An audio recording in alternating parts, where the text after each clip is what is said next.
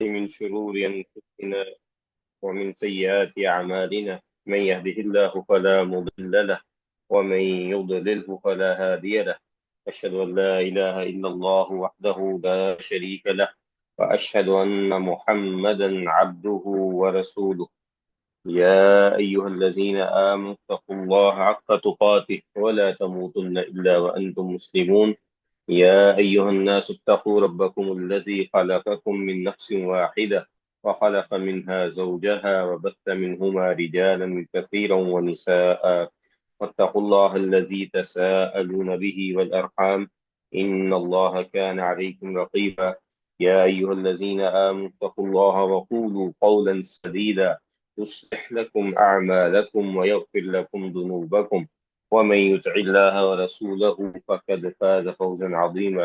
أما بعد، فإن خير الحديث كتاب الله، وخير الهدي هدي محمد صلى الله عليه وسلم، وشر الأمور محدثاتها، وكل محدثة بدعة، وكل بدعة ضلالة، وكل ضلالة في النار۔ اللہ تعالیٰ کی حمد و ثنا اور رسول کریم صلی اللہ علیہ وسلم پہ درود و سلام کے بعد، تو آج ہمارا یہ حج اور عمرے کے حوالے سے جو دورہ تھا اس کا آخری دن ہے، اور الحمدللہ ہم نے اس میں حج اور عمرے کا مکمل طریقہ، اس کی جو مخالفتیں ہیں اور اس پہ جو محظورات ہیں اور ان سب چیزوں پہ سیر حاصل گفتگو اللہ کے فضل و کرم سے کی ہے۔ تو آج ہم کچھ ان امور کی بات کریں گے کہ جو حج و عمرہ کی آسانیاں ہیں اور جن کو ہم اپنے لیے خود مشکل بنا دیتے ہیں، اور اسی طرح ان امور کی بھی بات کریں گے جو کہ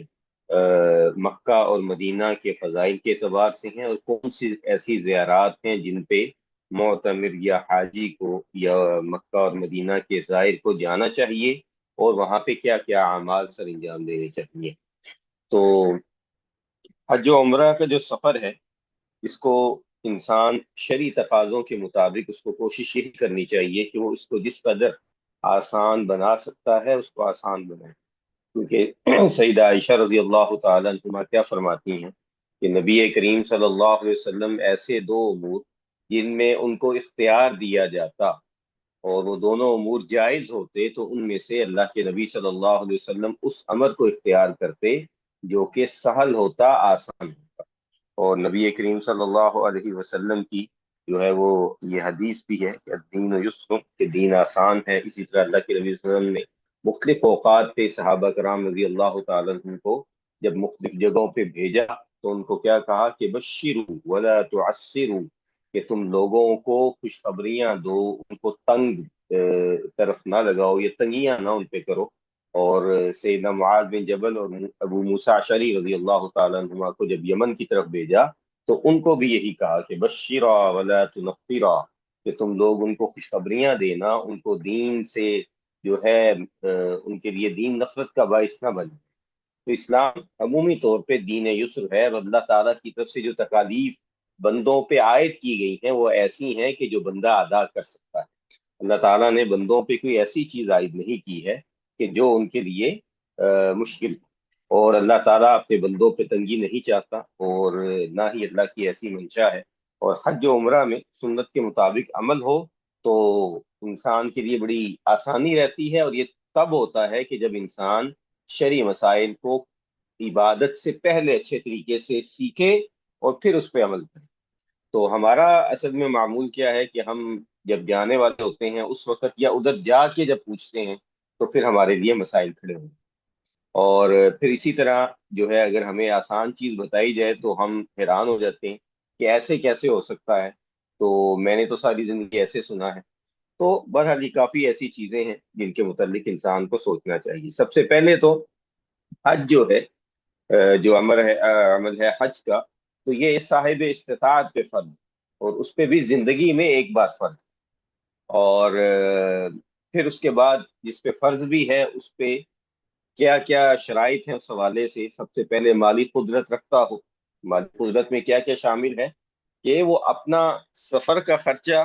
وہاں پہ رہنے کا خرچہ، اپنے کھانے پینے کا خرچہ سب مکمل اٹھا سکتا ہو، اور حج کے بعد مکمل اپنے گھر میں پہنچ سکتا ہو۔ اور اسی طرح رستے کا امن جو آج کل کے اعتبار سے جو ہے وہ حج کا اجازت نامہ خاص کر کے جو لوگ سعودیہ میں رہتے ہیں، تو ان میں سے ہمارے کئی ایسے بھائی ہیں کہ جو غیر قانونی طریقوں کے ساتھ حج کرنے کی کوشش کرتے ہیں۔ تو یہ ایسا امر ہے کہ جو بظاہر درست نہیں لگتا، کیونکہ اپنے آپ کو مشقت میں ڈالنا اور قوانین کی مخالفت کرنا، ولی الامر کی مخالفت کرنا، یہ سب جو ہیں وہ چیزیں شریعت کے اعتبار سے درست نہیں ہیں۔ اور پھر اسی طرح جسمانی طاقت، اور اگر وہ صاحب عیال ہے آدمی جو حج کرنا چاہ رہا ہے، تو اپنے اہل و عیال کے اخراجات جتنی دیر وہ وہاں پہ موجود نہ ہو ان کو پورا کر کے جائے۔ اور پھر اسی طرح اسلام نے یہ بھی سہولت دی ہے کہ اگر کوئی حج نہیں کر پا رہا کسی بڑھاپے، دائمی بیماری یا معذوری کی وجہ سے، تو اس کی جگہ کوئی دوسرا شخص حج کر لے۔ اور پھر اس میں یہ بھی پابندی نہیں ہے کہ مرد خواتین کی طرف سے، خواتین مردوں کی طرف سے، غیر محرم مرد و خواتین ایک دوسرے کے لیے بھی حج بدل کر سکتے ہیں، اور اسی طرح عمرہ بھی کر سکتے ہیں۔ تو اب آگے باقی اس کے جو اعمال ہیں ان کے اعتبار سے اگر ہم دیکھیں جو آسانیاں ہیں شریعت کی طرف سے، تو سب سے پہلے تو یہ ہے کہ احرام سے پہلے غسل، ناخن تراشنا، صفائی، خوشبو لگانا، یہ سب جائز ہے۔ اور یہ کئی لوگوں نے اپنی طرف سے مفروضہ بنا دیا کہ جب آپ نے ارادہ کر لیا ہے تو اس وقت سے ہی آپ جو ہے ان سب چیزوں کو چھوڑ دیں۔ تو ایسا نہیں ہے، اسلام نے صفائی کو جو ہے وہ پسند کیا ہے، اور نبی کریم صلی اللہ علیہ وسلم کی بہت سی احادیث اس چیز کی طرف جو ہے گواہی دیتی ہیں۔ اور اللہ تعالیٰ نے قرآن مجید میں کہا کہ ان اللہ یحب التوابین و یحب المتطہرین۔ تو اس لیے ان چیزوں کو اپنانا چاہیے، یہ فطرت ہے۔ اور یہ عارضی طور پہ انسان سے چیز جو ہے وہ روک دی جاتی ہے، اس لیے تاکہ وہ اللہ کے سامنے تذلل اور عاجزی اختیار کر سکے، ورنہ یہ اپنے گھر میں اپنی روانگی سے قبل ان چیزوں کو کر لینا چاہیے۔ اور اپنے جسم پہ خوشبو لگائی جا سکتی ہے، احرام کے لباس میں سے خوشبو نہیں لگائی جا سکتی۔ اور اسی طرح سفر کے دوران جو ہے کپڑے جو پہلے پہنے جا سکتے ہیں، یعنی میقات پہ جا کے آپ اپنا لباس تبدیل کریں، پہلے سے احرام میں نہ جائیں اگر آپ کو مشکل لگتا ہے۔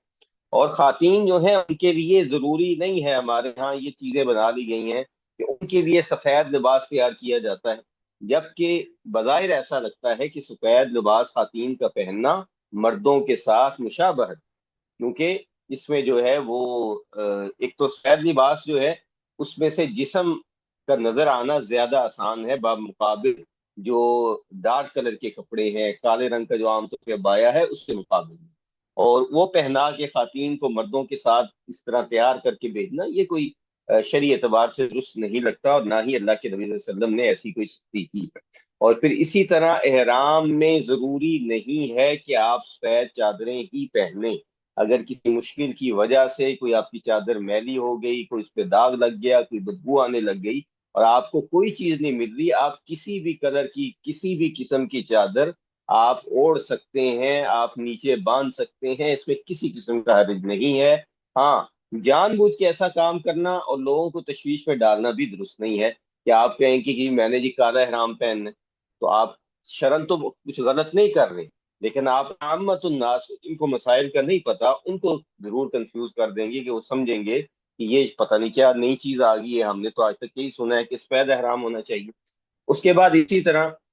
میقات پہ پہنچنے سے پہلے بھی نیت کی جا سکتی ہے، اس میں کوئی جو ہے وہ حرج نہیں ہے، اس اعتبار سے کہ جس شخص کو یہ خدشہ ہو کہ شاید میقات گزر جائے اور میں نیت نہ کر پاؤں۔ خاص کر کے ہوائی سفر میں یہ بڑا مسئلہ بنتا ہے کہ وہ چند لمحات ہوتے ہیں کہ جب میقات سے گزرنا ہوتا ہے، چند سیکنڈ بلکہ ہوتے ہیں، تو اس سے پہلے کئی لوگ سوچ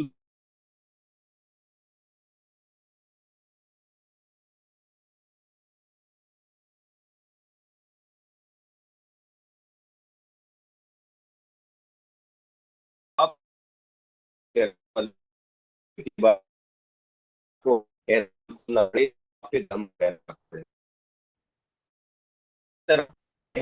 پہنتے ہو یا سختیاں ہم لوگ کر دیتے ہیں، سب سے پہلے صفائی کے لیے احرام میں کی حالت میں کوئی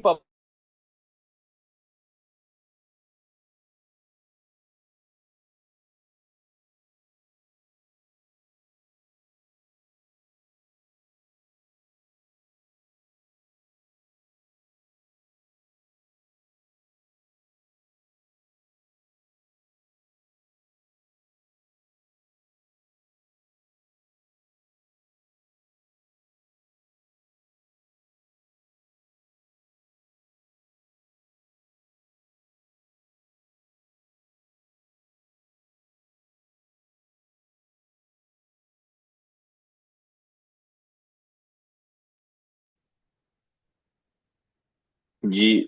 ہاں جی، تو ان چیزوں سے فائدہ اٹھانا چاہیے، اور اپنے آپ کو موسم کی سختی سے بچا کے رکھیں۔ سایہ جو ہے وہ آپ صرف ٹوپی نہیں لے سکتے ہیں، عورتیں جو ہیں وہ ایسا نقاب نہیں پہن سکتی ہیں جو براہ راست چہرے کو چھو رہا ہو، نقاب کے لیے کپڑا بنا ہو۔ اس کے علاوہ آپ جو ہے وہ چھتری کا سایہ،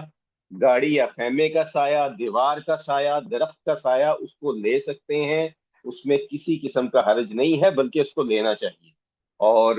پھر اسی طرح جو ضرورت کی اشیاء ہیں ان کو احرام کے ساتھ باندھا جا سکتا ہے، استعمال کیا جا سکتا ہے۔ بیلٹ ہے، گھڑی ہے، اینک ہے، چشمہ، پرس، موبائل، ان چیزوں کے استعمال میں کوئی حرج نہیں ہے۔ اور پھر اسی طرح جوتوں کے حوالے سے یہ بتانا بہت ضروری ہے کہ ہمارے ہاں عمومی طور پہ حضرات کیا کرتے ہیں، کینچی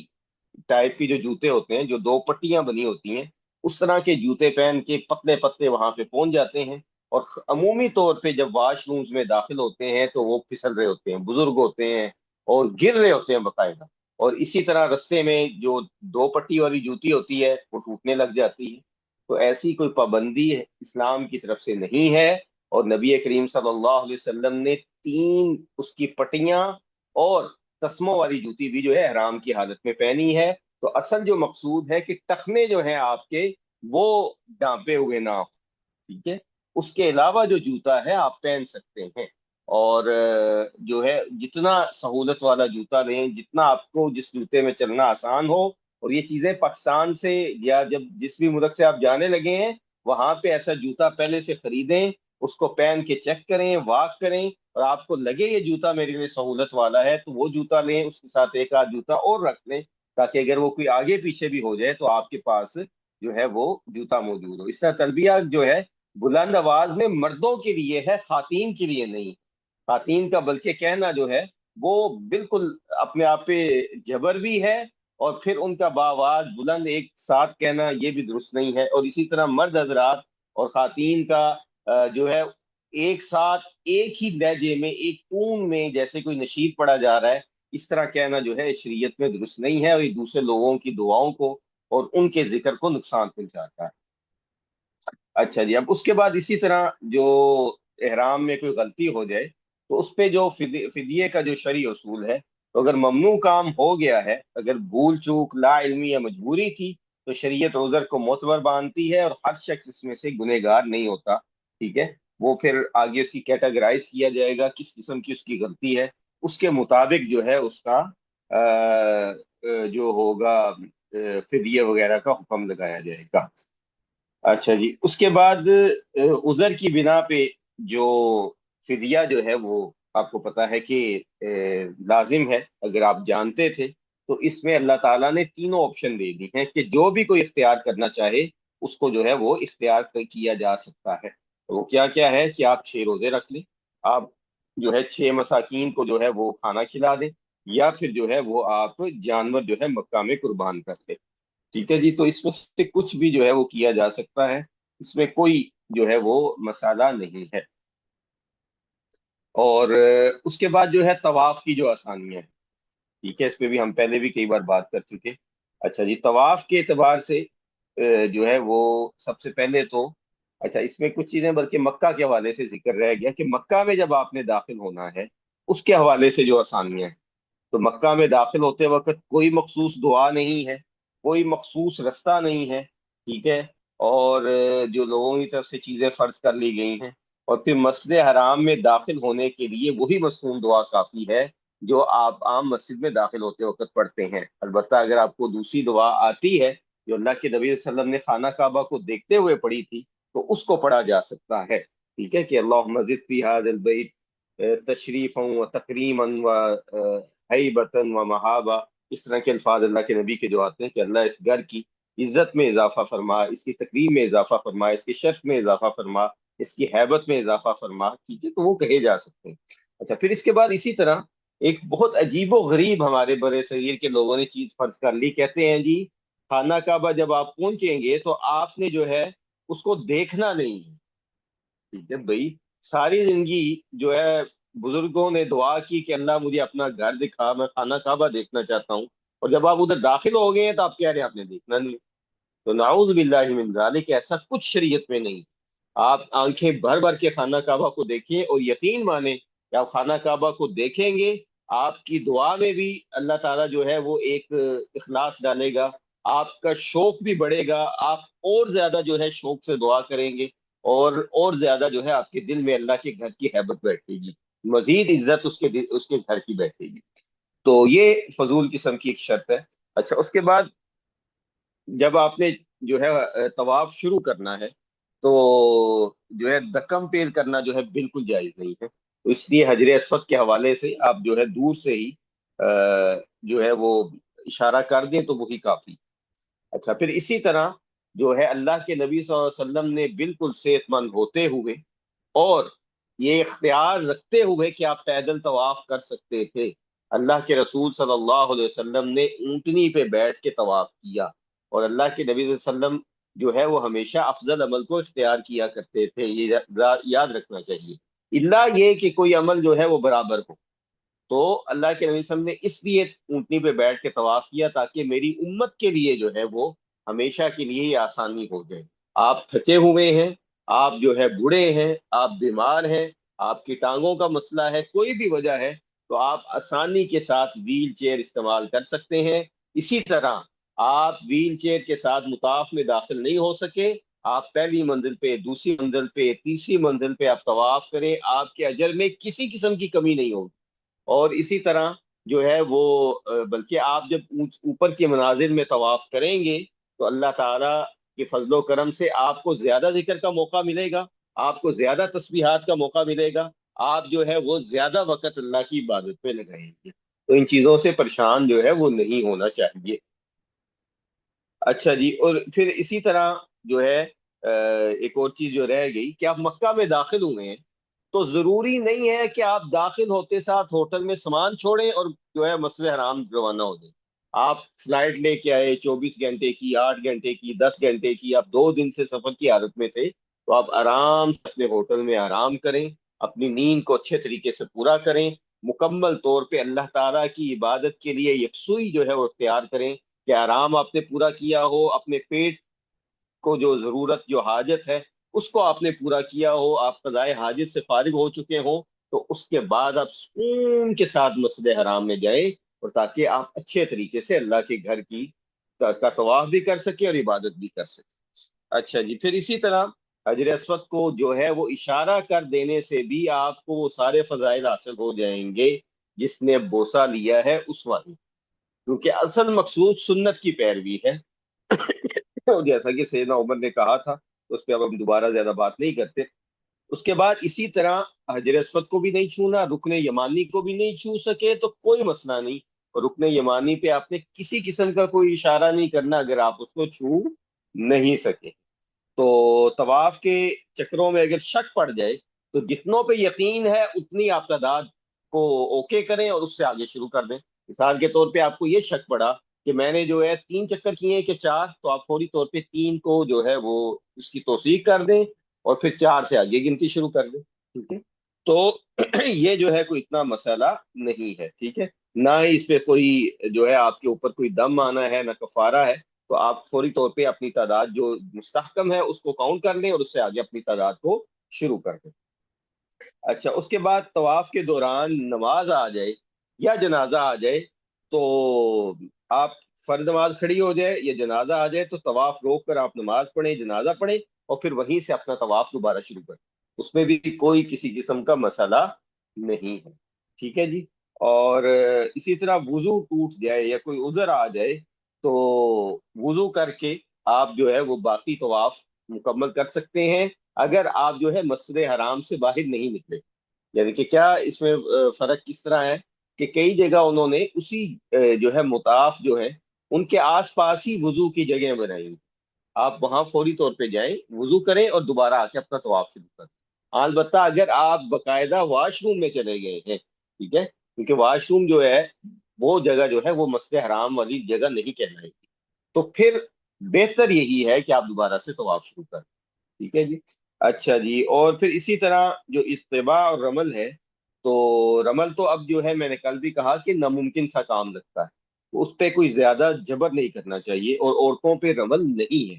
اور اسی طرح جو ہے اگر استباع کوئی بھول گیا ہے تو اس پہ بھی کوئی حرج نہیں ہے۔ اور ایک اور جو غلطی ہم لوگ کرتے ہیں کہ استباع جب کیا ہوتا ہے، یعنی کندھا جب ننگا کیا ہوتا ہے، تو اسی طرح ہم لوگ جو ہے وہ نماز شروع کر دیتے ہیں، جبکہ نماز میں اصلاً کیا ہے کہ آپ نے جو ہے وہ اپنے کندھے کو ڈھانپنا ہے، ٹھیک ہے؟ اور پھر خواتین بھی اسی طرح اس چیز کی پابندی کریں کہ ان کے لیے اصلاً تو یہی ہے جو ہے وہ حالت احرام میں کہ ان کا چہرہ ننگا ہو، لیکن اس سے یہ مقصود بالکل نہیں ہے کہ آپ مکمل طور پہ اپنے چہرے کو ڈھانپے ہی ہیں، بلکہ جیسا کہ سیدہ عائشہ رضی اللہ تعالی عنہا کے بارے میں آتا ہے، سیدنا عبد الرحمن بن عوف کی بیٹی جو ہے وہ کہتی ہیں کہ ہم ام المومنین سیدہ عائشہ کے ساتھ جو ہے وہ حج کے سفر پہ تھے، تو جہاں پہ ہم جو ہے اپنے چہروں کو ننگا کر دیتی، جیسے ہی کوئی غیر محرم سامنے آتا تو ہم اپنے چادروں کو گرا لیں، ٹھیک ہے؟ تو وہ چادریں آپ گرا لیں، اور ایسی چادر آپ استعمال کریں، ایسا کپڑا استعمال کریں جو عام آپ کے عبائے کے کپڑے سے ذرا پتلا ہو، جس سے آپ اسی کپڑے میں سے جان کے جو ہے وہ آپ اپنا یہ جو ہے وہ طواف وغیرہ اور احرام کی حالت میں جو ہے مکمل کر سکیں۔ اچھا جی، پھر اس کے بعد اسی طرح طواف کی دعاؤں میں آسانی ہے، تو یہ نہیں ہے کہ آپ نے کوئی مخصوص دعائیں پڑھنی ہے، سوائے جو ہے آپ کو پتا ہے کہ رکن یمانی سے حجر اسود تک آپ نے ربنا آتینا پڑھنا ہے، وہ بھی یاد بھول جائے تو کوئی کسی قسم کا مسئلہ نہیں، یا کوئی شخص جو ہے وہ اپنی دعا میں اس قدر انہماک میں ہے کہ اس کا دل کر رہا ہے کہ جو میں دعا کر رہا ہوں وہی مکمل کر لوں، تو اس میں بھی کوئی حرج نہیں ہے۔ ایسا نہیں ہے کہ آپ ربنا آتینا نہیں پڑھیں گے تو کوئی آپ کے لیے مسئلہ ہو جائے گا۔ طواف کی 2 رکعتیں آپ رش کی وجہ سے جو ہے مسجد حرام کے کسی بھی حصے میں پڑھ سکتے ہیں۔ مقام ابراہیم کے پیچھے پڑھنے کی جو ہے وہ ضد کرنا، وہاں پہ شرطوں کے ساتھ لڑنا، لوگوں کو دھکے دینا، یہ غلط کام ہے۔ اور یاد رکھیں کہ احرام کی حالت میں تو کسی دوسرے حالت احرام والے ساتھی کو دھکا دینا، اس کے ساتھ بری طریقے سے بات کرنا، یہ جو ہے وہ آپ کو افضل ترین جو حج مبرور بن سکتی ہے اس عمل سے آپ کو نکال دے گا۔ اللہ تعالیٰ ہمارے لیے آسان کرے۔ اچھا، پھر اسی طرح آپ جو ہے طواف کے بعد تھک گئے اور سعی کی آپ کے اندر ہمت نہیں ہو رہی، تو آپ جو ہے وہ پھر بھی آرام سے بیٹھ سکتے ہیں، حتیٰ کہ آپ اسی جگہ پہ بیٹھ کے سو جائیں، ٹھیک ہے؟ آپ اٹھیں اور سعی کے لیے وضو کی بھی حاجت نہیں ہے، ٹھیک ہے؟ تو آپ اسی طرح سعی جو ہے وہ دوبارہ سے شروع کر سکتے ہیں، آپ جو ہے وہ لیٹ سکتے ہیں، آپ جو ہے وہ کھانا کھا سکتے ہیں، آپ پانی پی سکتے ہیں، تو اس میں کسی قسم کی کوئی سختی نہیں ہے، درمیان میں وقفہ جو ہے وہ کیا جا سکتا ہے۔ اچھا جی، اس کے بعد اسی طرح جیسے طواف میں آپ سواری اور ویل چیئر استعمال کرتے ہیں، اسی طرح سعی میں بھی آپ اس کو استعمال کر سکتے ہیں، اور اس میں کسی قسم کا حرج نہیں ہے۔ اور حج کے حوالے سے یہ یاد رکھنا چاہیے کہ حج میں جو ہے وہ آپ 10 تاریخ کو اگر کسی وجہ سے کوئی ایسی حاجت ہوگی کہ 10 تاریخ کو آپ طواف افاضہ اور صحیح کے لیے نہیں آ سکے، تو آپ اس کو 11 اور 12 تاریخ کو بھی کر سکتے ہیں، بس یہ ہے کہ آپ احرام پھر اپنا نہیں کھولیں گے، ٹھیک ہے؟ تو اسی طرح صحیح کے دوران جو ایک اور چیز ہے کہ آپ نے جو ہے وہ اس میں خواتین نے جو ہے وہ دوڑنا نہیں ہے، جو سبز نشانات ہیں، اور مرد بھی اگر کوئی تھکا ہوا ہے یا بھول گیا ہے تو اس کے لیے بھی دوڑنا جو ہے وہ ضروری نہیں ہے۔ اور یہاں دعاؤں میں وسعت ہے، اور جو ہے وہ اپنی زبان میں دعائیں مانگیں، ٹھیک ہے؟ اور اللہ کے سامنے گڑ گڑائیں، اور پھر اس کے ساتھ ساتھ جو ہے اگر یہاں پہ بھی رش ہے، آپ کو کھڑا نہیں ہونے دے رہے، تو کوئی بات نہیں ہے، اگر آپ کی دعا کی نیت تھی اور رش کی وجہ سے آپ کو ادھر کی انتظامیہ نے کھڑا نہیں ہونے دیا، تو آپ جو ہے وہ اللہ سے جو ہے اس کا شکوہ کریں، اور آسانی کے ساتھ آپ سعی کے دوران بھی دعا کرنے ضروری نہیں کہ آپ صفا مروہ پہ رک کے ہی کریں، اور صفا مروہ پہ کسی قسم کی 2 رکعات اس کے متعلقہ نہیں ہے، ٹھیک ہے؟ اور نہ ہی وہاں پہ کوئی نماز پڑھنا جو ہے وہ آپ کے اجر میں کسی قسم کا اضافہ کرتا ہے۔ اچھا، اور صحیح میں بھی آپ کو چکروں میں شک پڑ جائے تو وہاں پہ بھی وہی طریقہ ہے جو طواف میں ہے، کہ آپ یہ گنیں گے کہ آپ کے اصل چکر جو ہے جو آپ کو جس پہ آپ کو یقین ہے ان کو آپ گن لیں، اور اس کے بعد باقی چکروں کو پورا کر دیں۔ اور ایک اصول یاد رکھیں کہ آپ کے ہمیشہ جو ہے وہ اختتام جو ہے چکروں کا وہ مروہ پہ ہو، اور صحیح جو ہے صفا مروہ کی اس میں جو ہے وہ طواف نہیں ہے، اصل میں ادھر اس میں کیا ہے کہ آپ صفا سے جب جاتے ہیں مروہ تک تو آپ کا ایک چکر پورا ہوتا ہے، اس کے بعد مروا سے دوبارہ جب آپ صفا پہ آتے ہیں تو یہ آپ کے 2 چکر ہو چکے ہوتے ہیں، یہ نہیں کہ آپ دوبارہ صفا پہ پہنچے تو 1 چکر ہو۔ اسی اعتبار سے آپ کے جو چکر ختم ہوں گے وہ مروا پہ۔ اچھا جی، اس کے بعد اسی طرح حج کے دوران مینا اور عرفات میں جو چیزیں ہیں، تو 8 ذی الحج کو مینا میں جانا سنت ہے۔ تو اگر عذر کی وجہ سے کوئی تاخیر یا تعجیل ہو جائے تو کوئی حرج نہیں ہے۔ جیسے آج کل کئی حاجی حضرات کو کئی جو کمپنیاں ہیں جن کے زیر انتظام وہ جا رہے ہوتے ہیں، وہ ان کو 7 تاریخ کو ہی مینا کی جانب لے جاتے ہیں، اس میں بھی کوئی حرج نہیں ہے۔ اور اسی طرح اگر کسی کو 8 کو نہیں لے کے گئے، 9 کو لے گئے ہیں، تو اس میں بھی کوئی حرج نہیں ہے، البتہ جان بوجھ کے یہ کام جو ہے وہ نہیں کرنا چاہیے۔ اس کے بعد اسی طرح جو ہے وہ اللہ بھلا کرے تو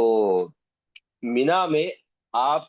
مکہ کے مقیم ہیں، آپ مکہ کے باہر سے آئے ہیں، آپ کو مکہ میں رہتے ہوئے 1 مہینہ ہو گیا ہے، آپ مکہ میں 6 مہینے سے ہیں، آپ نے نماز قصر کرنی ہے حج کے ایام میں مکمل طور پہ۔ حج کی جیسے ہی ابتدا ہوگی اور جب تک 13 تاریخ نہیں ہو جاتی، آپ کی ساری نمازیں قصر ہوں گی، چاہے آپ حاجی ہیں، چاہے آپ جو ہے مقیم ہے، چاہے نہیں ہے۔ تو جو حج کی نیت کر چکا ہے اس کے لیے ساری نمازیں قصر ہیں، اور یہ سفر کی وجہ سے قصر نہیں ہے، یہ حج کی وجہ سے قصر، ٹھیک ہے؟ تو اس سہولت کو اختیار کرنا چاہیے۔ اور پھر اس کے بعد اسی طرح جو ہے عرفات کے اعتبار سے جو چیزیں ہیں، تو عرفات کا وقوف جو ہے، وقوف سے مراد کئی لوگ یہ سمجھنے لگ جاتے ہیں شاید ہم نے کھڑے رہنا۔ تو اللہ کے نبی صلی اللہ علیہ وسلم اپنی اونٹنی پہ بیٹھے ہوئے تھے، اس پہ بیٹھ کے اللہ کے نبی صلی اللہ علیہ وسلم نے دعائیں کی، ٹھیک ہے؟ تو بیٹھ کے کریں، لیٹ کے کریں، تھک گئے ہیں تو آپ جو ہے وہ ٹیک لگا سکتے ہیں، جیسے آپ کے لیے سہولت ہے ویسے آپ کریں۔ اور یہ بھی ضروری نہیں ہے کہ آپ کو کوئی احساس بوریت ہونے لگ گیا تو آپ پھر بھی جو ہے کوشش کر رہے ہیں، بلکہ آپ جو ہے تھوڑا اپنا ماحول بدل لیں، آپ 1 2 چکر اپنے خیمے کے لگا لیں، آپ اٹھ کے باہر چلے جائیں، آپ کسی سے 1 2 بول لیں، اس سے کوئی دعا کا طریقہ سمجھ لیں، یا کوئی اور ایسا کام کریں، اس کے بعد دوبارہ سے دعا شروع کر دیں، ٹھیک ہے؟ تو اصل مقصود کیا ہے کہ آپ نے اخلاص کے ساتھ پورے انہماک کے ساتھ دعا مانگنی ہے، یہ نہیں کرنا ہے کہ آپ جو ہے وہ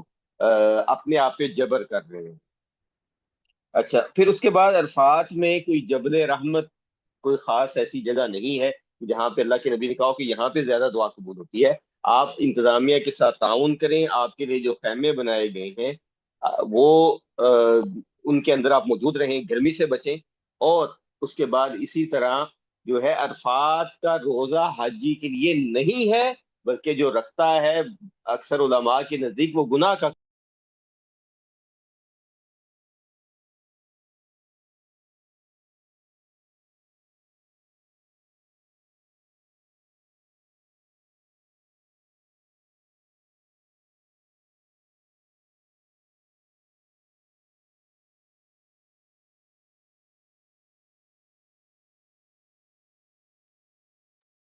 ہاں جی، اسی طرح جو ہے عرفات کے حوالے سے جو دوسری چیز ہے، آپ کا مسجد نمرہ میں جانا ضروری نہیں ہے، آپ اپنے خیموں میں ہی رہیں، مسجد نمرہ، جبل رحمہ، ان جگہوں پہ آپ کا آنا ضروری نہیں ہے۔ آپ کا اصل جو مقصود ہے وہاں پہ دعا ہے۔ اور اسی طرح اگر آپ کسی وجہ سے خطبہ نہیں سن سکے تو خطبہ سننا سنت ہے، وہ بھی سننا آپ کے لیے واجب اور لازم نہیں تھا۔ تو اصل جو عرفات اصل جو وقوف ہے وہ دعا ہے، اور وہ کس وقت ہے؟ وہ ظہر کے بعد ہے، اور ظہر اور عصر وہاں پہ آپ جمع کریں گے۔ اور جو ہے جو جمع نہیں کرتا تو وہ اللہ کے نبی صلی اللہ علیہ وسلم کی سنت، خلفائے راشدین کی سنت کی مخالفت کرتا ہے۔ اچھا جی، پھر اس کے بعد اسی طرح جو ہے وہ عرفات میں آپ دعا بھی کریں، آپ ذکر کریں، آپ تلاوت کریں، آپ تلبیہ پڑھیں، آپ استغفار کریں، آپ جو بھی ذکر اور اس سے متعلقہ چیزیں ہیں آپ سب کر سکتے ہیں۔ البتہ جو ہے آپ اضافی قسم کے نوافل نہیں پڑھ سکتے کہ اب میں یہاں پہ نوافل ادا پڑھوں گا، ٹھیک ہے؟ زور اثر کی 2 2 رکعتیں پڑھنی ہے، اس کے علاوہ کوئی نماز عرفات میں نہیں ہے۔ تو ان چیزوں میں آپ اپنے اوپر سختی نہ کریں۔ اور آپ اپنی زبان میں دعائیں مانگ سکتے ہیں، آپ کو مسنون دعائیں یاد ہیں آپ وہ مانگیں، اگر نہیں یاد آپ اپنی زبان میں اللہ تعالیٰ سے گفتگو کریں، اللہ سے بات کریں، اللہ سے مانگیں، اللہ سے ہم کلام ہوں، ٹھیک ہے؟ اللہ تعالیٰ اس دن اپنے بندوں کی دعا پہلے سے بھی زیادہ سنتا ہے۔ اچھا، پھر اس کے بعد کئی لوگ اسے اشکال کیا پیدا کرتے ہیں حاجیوں کو کہ جی آپ کے خیمہ جو ہے وہ عرفات کی حدود سے باہر ہے، تو اگر وہ باہر بھی ہے تو وہ اس دن حکمن عرفات کے اندر ہوگا، کیونکہ خیمے متصل ہیں، تعداد زیادہ ہو جاتی ہے لوگوں کی، تو انتظامیہ مجبور ہے کہ کچھ خیموں کو باہر لگایا جائے۔ ٹھیک ہے، آپ اگر اپنے خیمے میں انتظامیہ کے حکم کے تحت موجود ہیں تو اللہ کے فضل و کرم سے آپ جو ہے وہ عرفات میں ہی ہیں، اور اللہ تعالیٰ اپنے بندوں پہ ایسا کوئی جو ہے سختی نہیں کرتا جو اس کے جو ہے وہ دائرہ اختیار سے باہر ہو۔ اچھا جی، پھر اس کے بعد اسی طرح عرفات سے آپ جو ہے وہ نکلیں گے کس دن؟ آپ جو ہے وہ کس وقت؟ مغرب کی اذان ہونے کے بعد، یا مغرب کی اذان شروع ہونے کے بعد، ٹھیک ہے؟ اور اس سے پہلے بھی نہیں آپ نکل سکتے، اور یہ بھی نہیں کہ آپ بغیر وجہ کے ادھر ہی رکے رہے، الا ایک مجبوری بن جائے تو الگ بات ہے۔ اور نماز مغرب اور عشاء کی وہاں پہ نہیں پڑھیں گے، آپ مزدلفہ کی طرف روانگی کریں گے، اور مزدلفہ جا کے آپ جو ہے وہ مغرب اور عشاء کو ادا کریں گے، الا یہ کہ آپ رستے میں اتنی آپ دیر ہو گئی، آپ کو رستہ بھول گئے، کوئی وجہ بن گئی، تو آدھی رات گزر چکی ہے یا گزر جانے کا خدشہ ہے، تو اس وقت آپ پھر جہاں پہ بھی ہوں گے آپ فوری طور پہ مغرب اور عشاء کو اکٹھا کر کے ادا کریں گے، اور یہاں پہ بھی وہی اصول ہے کہ آپ نمازوں کو جمع کریں گے اور قصر کریں گے۔ تو اور پھر مزدلفہ کی جو چیزیں ہیں، تو اس میں سب سے بڑی چیز یہ ہے کہ مزدلفہ میں جا کے آپ نے سو جانا ہے مغرب اور عشاء ادا کرنے کے بعد۔ نبی کریم صلی اللہ علیہ وسلم کی حیات مبارکہ میں یہ وہ واحد رات تھی جس میں اللہ کے نبی صلی اللہ علیہ وسلم جو ہے وہ جانتے بوجھتے ہوئے بھی تہجد کے لیے نہیں اٹھے، آپ جو ہے وہ سوئے رہے، اور فجر کے قریب آپ اٹھے اور فجر کی نماز ادا کی۔ اس کے علاوہ آپ نے کوئی جو ہے یہاں پہ اضافی نماز ادا نہیں کی، لیکن اللہ کا جو ہے وہ ہمارے کچھ لوگوں پہ ایسا جو ہے مطلب کہ شیطان کی طرف سے ایسے کوئی ان کے اوپر وار ہوتا ہے کہ وہ ساری زندگی جنہوں نے تہجد نہیں پڑھی ہوتی وہ مزدلفہ کی رات میں جو ہے وہ تہجد پڑھنے لگ جاتے ہیں۔ ٹھیک ہے، تو اس در آپ نے سونا ہے، اور پھر اللہ کے نبی صلی اللہ علیہ وسلم نے یہاں پہ مزدلفہ میں جو ہے وہ فجر کی نماز پڑھی، اور آپ نے جو ہے سورج نکلنے کا انتظار کیا، اس کے بعد آپ روانہ ہو گئے۔ تو جو تو صحت مند ہے اور جس کے پر کمپنی کی طرف سے پابندی نہیں ہے تو وہ یہاں پہ رکے، لیکن جو نہیں جس پہ کوئی پابندی، تو وہ آرام سے جو ہے وہ یہاں پہ رکے گا، اور باقی جو لوگ بوڑھے ہیں، بچے ہیں، بیمار ہیں، اور اللہ کے نبی صلی اللہ علیہ وسلم نے جو ہے وہ بکریاں چرانے والوں کو اجازت دے دی، تو یعنی کیا مراد ہے؟ جس کی کوئی ایسی ڈیوٹی ہو تو وہ جو ہے مبیت مزدلفہ میں فجر تک کا انتظار نہ بھی کرے، اور ایک بار آ جائے تو اس کے بعد وہ جا سکتا ہے۔ اور پھر اس کے بعد اسی طرح اللہ کے نبی صلی اللہ علیہ وسلم جب مزدلفہ سے نکلے تو آپ رستے میں وادی جو تھی، ایک وادی حصب اسے کہا جاتا ہے، وہاں پہ اللہ کے نبی صلی اللہ علیہ وسلم نے جو ہے وہ کنکریاں اکٹھی کی تھی۔ تو اب کئی حضرات جو ہے وہ اپنا قافلہ چھوڑ دیتے ہیں اور پیدل جو ہے بھٹک جاتے ہیں، صرف اس چکر میں کہ میں نے اسی وادی سے جو ہے وہ پتھر پتھر جو ہے کنکریاں جو ہے وہ اکٹھی کر دی۔ تو ضروری نہیں ہے، کوئی ایسی آپ کے اوپر آفت نہیں آئی کہ آپ یہ کام کریں، بلکہ آپ اپنے گروپ کے ساتھ رہیں اور ان کے ساتھ سہولت کے ساتھ جائیں، اور جہاں پہ آپ کو جو ہے کنکریاں نظر آ جائیں، کہیں بھی نہ ملیں، آپ جمرات کی جگہ پہ چلے جائیں، آپ کو وہیں پہ چھوٹی چھوٹی کنکریاں گری ہوئی مل جائیں گی، ان کو اٹھائیں، 7 کنکریاں ماریں، اور آپ اپنا کام پورا کر دیں۔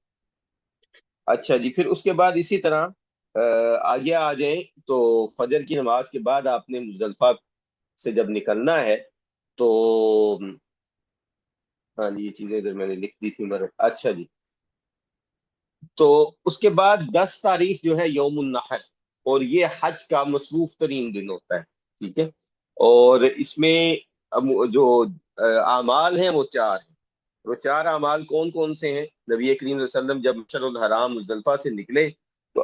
آپ صلی اللہ علیہ وسلم نے سب سے پہلے جو ہے جمرات جو ہیں 3 تھے، ان میں سے پہلا جو جمرہ تھا جو کہ مکہ کی جانب پہلا جمرہ بنتا ہے، اور یہ مینا کی جانب سے تیسرا بنتا ہے، اس کو اللہ کے نبی صلی اللہ علیہ وسلم نے کنکریاں ماری۔ اس کے بعد اللہ کے نبی صلی اللہ علیہ وسلم جو ہے واپس مینا میں پہنچے، اور آپ نے جو ہے وہ قربانی کے جانور جو ہیں وہ ذبح کیے، اور 63 اونٹ اللہ کے نبی صلی اللہ علیہ وسلم نے اپنے ہاتھوں سے ذبح کیے، اور باقی 37 جو تھے وہ آپ نے سیدنا علی رضی اللہ تعالیٰ عنہ کو حکم دیا، انہوں نے ذبح کیے۔ اس کے بعد اللہ کے نبی صلی اللہ علیہ وسلم یہاں سے نکلے، آپ جو ہے وہ خانہ کعبہ پہنچے، وہاں پہ جو ہے آپ نے طواف کیا، اور اس کے بعد اللہ کے نبی صلی اللہ علیہ وسلم جو ہے دوبارہ مینا پہنچے، اور وہاں پہ آ کے اپنے سر اپنا منڈوایا، اور جو ہے یہ آپ کی ترتیب تھی۔ لیکن صحابہ کرام اللہ کے نبی صلی اللہ علیہ وسلم کے پاس آتے، کوئی کہتا اللہ کے نبی، صحیح مسلم کی حدیث ہے کہ میرے سے یہ عمل میں نے پہلے کر لیا، یہ بعد میں ہو گیا، اللہ کے نبی ہم ایک ہی لفظ کہتے ہیں، لا حرج لا حرج لا حرج۔ تو ان میں اعمال کی ترتیب جو اس کو اختیار کر لے تو الحمدللہ، جو نہیں کر پاتا اس کے لیے کسی قسم کا کوئی عذر نہیں ہے، کسی قسم کا فدیہ نہیں ہے، کسی قسم کا دم نہیں ہے۔ تو ہمارے لوگ کیا کرتے ہیں، وہ جمرات کو کنکریاں مارتے ہیں اور آ کے مینا میں بیٹھ جاتے ہیں، اور جناب کہتے ہیں کہ فلاں نے جو ہے مجھے کہا تھا کہ آپ کی قربانی ہم لوگ جو ہے وہ اس وقت کر دیں گے۔ اب وہ میسج دیکھ رہے ہیں، یا اگر سرکاری ادارے کو جمع کروایا ہے تو ان کو بار بار پوچھتے ہیں، اپنے مرشد کو تنگ کرتے ہیں، پوچھ کے بتاؤ کہ ہماری قربانی ہوگی ہے کہ نہیں ہوئی۔ جبکہ آپ کو پتا ہونا چاہیے کہ ایک وقت میں اگر جب 30 35 40 لاکھ قربانیاں ہونی ہیں تو یہ ممکن ہی نہیں ہے کہ وہ ساری قربانیاں جو ہیں وہ صبح 8 بجے سے لے کے 10 11 بجے تک۔ اس لیے اللہ تعالیٰ نے سہولت دی ہے، آپ جو ہے ادھر سرکاری ادارے کو جمع کرائیں اور اپنی طرف سے جو ہے وہ آپ بری ہو جائیں۔ اب وہ جانے اور اللہ تعالیٰ جانے، اگر وہ آپ کی قربانی جو ہے وہ کوئی زیادہ لیٹ کر دیں یا نہیں کرتے تو آپ کے اوپر ذمہ نہیں ہے، آپ نے اپنا حق ادا کر دیا۔ تو پھر اس کے بعد اسی طرح جو اور چیزیں ہیں، وہ طواف کا میں پہلے بتا چکا کہ طواف اگر کسی وجہ سے دست رہ جائے تو اس کو مؤخر کیا جا سکتا ہے، لیکن بہتر یہ ہے کہ آپ پھر احرام کی حالت میں ہی رہیں۔ اور پھر اسی طرح بوڑھے اور عورتیں ایسے جن کے اوپر ان کے جو تھک چکے ہوں یا کوئی مسئلہ بن چکا ہو، تو ان کی طرف سے کنکریاں مارنے کی نیابت کی جا سکتی ہے، ان کی طرف سے کوئی دوسرا کنکریاں جو ہے وہ مار سکتا ہے، اس میں کسی قسم کا حرج نہیں ہے۔ اور اس کے بعد اسی طرح ایک اور جو حد پیدا کیا جاتا ہے وہ کیا ہے کہ جو حاجی ہیں وہ ایک دوسرے کے ساتھ نہیں مون سکتے، کیونکہ جو آپ حالت حرام میں ہیں تو آپ دوسرے کے بال کاٹ رہے ہیں، تو اس کا مطلب ہے کہ آپ جو ہے وہ غلط کام کر رہے ہیں، جبکہ اصل اصول کیا ہے کہ آپ اپنے بال نہیں کاٹ سکتے حالت حرام میں، کوئی دوسرا آپ کے آگے سر مونڈ دے تو آپ کے بال کاٹ دے تو اس میں کوئی حرج نہیں ہے۔ اس لیے حاجی حضرات ایک دوسرے کے آپس میں کاٹ لیں، وہ کسی قسم کا کوئی مسئلہ نہیں ہے، اور یہ اللہ تعالیٰ کی طرف سے آسانی ہے، اس کو اختیار کرنا چاہیے۔ اچھا جی، اس کے بعد اسی طرح جو ہے وہ پھر ایام تشریق اور مینا میں قیام کے حوالے سے جو آسانیاں ہیں، تو مینا میں قیام واجب ہے، لیکن بیماری، انتظامی مجبوری، خدمت، جگہ نہ ملنے یا حقیقی عذر کی صورت میں اس میں نرمیاں موجود ہیں، ٹھیک ہے۔ اور اسی طرح اگر کسی وجہ سے کوئی جو ہے وہ مینا میں مکمل رات نہیں گزار سکا، کچھ حصہ اس نے گزار لیا، تو اس کے لیے کافی ہو گیا، اس نے اپنا واجب ادا کر دیا۔ اچھا جی، پھر اس کے بعد اسی طرح ایام تشریق جو ہے وہ کھانے پینے کے دن ہیں، ان میں کھانا پینا چاہیے اور اللہ کا ذکر کرنا چاہیے، اور اس میں جو ہے فوری طور پہ روزے رکھنا یہ بظاہر جو ہے لگتا ہے کہ بہتر نہیں ہے، تو اس لیے جو ہے وہ آپ اس میں اپنے آپ کو جو 2 دن آپ نے تھکاوٹ کے بہت زیادہ برداشت کیے تھے، 9 اور 10 کے، تو ان کے دیکھتے ہوئے اپنے آپ کو آرام دیں۔ اور اسی طرح زوال سے پہلے کنکریاں نہیں ماری جا سکتی، زوال کے بعد ماری جا سکتی ہیں، گرمی بہت زیادہ ہے تو آپ زوال کے بعد بھی نہ نکلیں، آپ شام کے وقت نکل جائیں، آپ رات کے وقت نکل جائیں، لیکن فجر سے پہلے پہلے جو ہے اس دن کی کنکریاں مار۔ اچھا جی، پھر اس کے بعد اسی طرح جو ہے وہ طواف کے بعد ضرورت کے تحت جو ہے وہ میں نے کل بھی ذکر کیا تھا کہ آسانی ہے اس میں کہ آپ جو ہے وہ طواف وداع جو ہے اس کو اور طواف افاضہ کو ایک بھی کر سکتے ہیں، یعنی کسی آدمی کا طواف افاضہ رہ گیا، وہ نہیں آ سکا مکہ میں طواف کرنے، تو اب وہ 12 تاریخ کو آیا تو وہ ایک ہی طواف اور ایک ہی صحیح اس کے لیے دونوں چیزوں کے لیے کافی ہو جائے گی، ٹھیک ہے، اللہ یہ کہ اس نے احرام اتار دیا ہو تو وہ الگ مسئلہ ہے۔ اگر وہ احرام میں ہی تھا اور وہ 10 تاریخ کو نہ آ سکا، 11 کو بھی نہ آ سکا، 12 کو آ گیا، اب اس نے ایک ہی طواف اور ایک ہی صحیح کرنی ہے، وہ دونوں اس کے لیے کافی ہو گئے۔ اور پھر اس کے بعد اسی طرح جو ہے طواف کے بعد جو ہے طواف وداع، اللہ کے نبی صلی اللہ علیہ وسلم نے آخری عمل یہ بتایا کہ طواف وداع جو ہے وہ آخری عمل ہونا چاہیے، ٹھیک ہے، لیکن اگر کسی وجہ سے وہی انتظامی امور جو ہے وہ آڑے آ جاتے ہیں کہ آپ نے طواف وداع کیا اور پورا ایک دن آپ مکہ میں ہی تھے، وجہ کیا تھی کہ آپ کو ہوٹل کی انتظامیہ نے بتایا، آپ کی کمپنی نے بتایا کہ آپ مکہ چھوڑنے والے ہیں، تو آپ اس کے مطابق جو ہے اپنا آخری کام کر کے آ کے ہوٹل میں بیٹھ گئے، لیکن اس کے بعد جو ہے وہ آپ کے اوپر پھر ایک دن گزر گیا تو اس میں آپ کا کوئی حرج نہیں ہے. تو آپ جو ہے وہ اگر تو اللہ نے آپ کو صحت دی ہے، آسانی دی ہے، تو آپ بے شک دوبارہ طواف کر لیں. لیکن اگر نہیں دی اور آپ کے لیے مشکل ہے تو آپ کے لیے وہی طواف کافی ہے جو آپ نے اسی نیت سے کیا تھا. یہ میرا مکہ سے نکلتے وقت آخری عمل ہے. اور اسی طرح طواف وداع کرنے کے بعد آپ مسجد حرام میں ہی بیٹھے ہیں، اگلی نماز آ گئی ہے، آپ نے پڑھ لی ہے، تو اس میں بھی کوئی حرج نہیں ہے. کچھ لوگ اس کو بھی پریشان ہو جاتے ہیں. اور اسی طرح آپ جو ہے طواف وداع کرنے کے بعد آپ نے کچھ خریداری مکہ میں کر لی کچھ دیر کے لیے، تو اس میں بھی انشاءاللہ بظاہر کوئی حرج نہیں ہے. تو البتہ یہ ضروری ہے اگر آپ کو سہولت ہے تو آپ کا مسجد حرام میں کم از کم آخری عمل طواف وداع ہی ہونا چاہیے. اچھا جی، پھر اس کے بعد آگے مسائل آگے خواتین کے. تو خواتین کے لیے سب سے پہلے تو یہ طواف کے حوالے سے ہی یہ جو چیز آئی کہ طواف وداع تھا، اور خاتون جو تھیں وہ کیا تھیں، ان کے اوپر ایام حیض تھے. تو ان کے اوپر جو ہے وہ یہ ہے کہ وہ جھکے نہ، بلکہ وہ کوئی اپنا آج کل جیسے پیڈ ہے، پیڈ کو اچھے طریقے سے باندھ لیں، وضو کر لیں، اور اس کے بعد اپنا طواف مکمل کریں اور فوری طور پہ مسجد حرام سے نکل جائیں. ٹھیک ہے. تو یہ شیخ الاسلام ابن تیمیہ رحمہ اللہ اور شیخ ابن عثیمین رحمہ اللہ، شیخ ابن باز رحمہ اللہ، ان سب کے یہی فتاویٰ ہیں. اور جیسا کہ آج کل فلائٹ ہوتی ہے، مکہ میں دور رکنا ممکن نہیں ہوتا، تو ایسی خواتین کے لیے یہی مسئلہ بہتر لگتا ہے. تو عمومی طور پہ جو ہے وہ خواتین کے لیے جو ہے طواف وداع اگر وہ نہیں بھی کرتی، کوئی بیمار ہے خاتون، ایام حیض کی وجہ سے کمزوری ہے یا کوئی اور وجہ ہے، تو طواف وداع نہیں کر پائیں، ان کو مکہ چھوڑنا پڑ گیا ہے، تو بہت سے علماء جیسے ہمارے ڈاکٹر فضل الہی صاحب، جن کی کتاب بھی ہے حج و عمرہ کی آسانیاں، تو ان کا موقف یہ ہے کہ اس کے اوپر طواف وداع ساقط ہو جاتا ہے اور اس کا طواف افاضہ ہی اس کے لیے کافی ہو جاتا ہے. ٹھیک ہے. اچھا، پھر عورتوں کے لیے اور جو آسانیاں ہیں کہ احرام کا لباس مردوں کے لیے دو سفید چادریں ہیں، جبکہ خواتین کے لیے شرعی لباس ہے، رنگ کی کوئی پابندی نہیں ہے، اپنا پردہ برقرار رکھنا ہے. اور ایسے عبائے نہ پہنے جائیں جو تنگ ہوں، ایسے عبائے نہ پہنے جائیں جو چمکدار ہوں، ایسے عبائے نہ پہنے جائیں کہ جو زینت کا باعث ہوں. اور عبائے جو ہے وہ بہتر یہی ہے کالے رنگ کا ہو، کپڑا اس کا موٹا ہو، یا کم از کم ایسا ہو کہ جس سے کسی قسم کا جسم دکھائی نہ دیتا ہو، اتنا کھلا ہو کہ عورت کے جسم کی حیت اور ساخت جو ہے وہ کسی مرد کو پتہ نہ چل رہی ہو. اور یہ چیزیں جو ہیں وہ ضروری ہیں، کیونکہ اللہ تعالیٰ نے عورت کو جو ہے وہ چھپی ہوئی چیز بنایا ہے، اور وہ اصل اس کا سارا جو ہے وہ اس کی ہیبت، اس کی ساخت، اس کا جسم، وہ اس کے مرد کے لیے ہے، تو وہ اس کو اپنے آپ کو بچا کے رکھے. اس کے بعد جو ہم پہلے ہی ذکر کر چکے کہ تلبیہ کی جو آواز ہے وہ مرد کے لیے اونچا کرنا ہے، خواتین کے لیے نہیں ہے. اور یہ طواف اور رمل میں بھی ہم بات کر چکے یہ چیزیں بھی. اور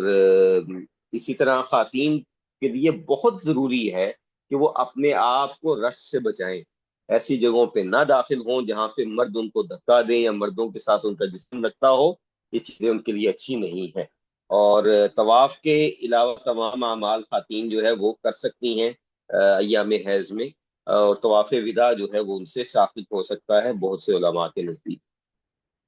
اور پھر اس کے بعد بچوں اور بڑوں کے حوالے سے کچھ چیزیں ہیں. ٹھیک ہے. اور وہ کیا ہیں کہ بچے کا حج درست ہے مگر اس کا فرض حج جو ہے وہ ادا نہیں ہوا ہوگا، تو جب وہ بالغ عاقل ہو اور اسے استطاعت ہو تو دوبارہ حج کرے گا. بوڑھے اور بیمار کی طرف سے جو ہے وہ کوئی حج کر سکتا ہے، اور وہ ویل چیئر اور کرسی کا استعمال کر سکتا ہے، کھڑا رہنے یا زیادہ چلنے نہ کی پابندی نہیں ہے. اس کے لیے جو ہے وہ کنکریوں کے لیے نیابت کی سہولت جو ہے وہ موجود ہے. ٹھیک ہے. تو یہ چیزیں بھی ہم ذکر کر چکے ہیں. اور یہ بھی کہ بھول چوک جو ہے وہ معاف ہے. ٹھیک ہے. اور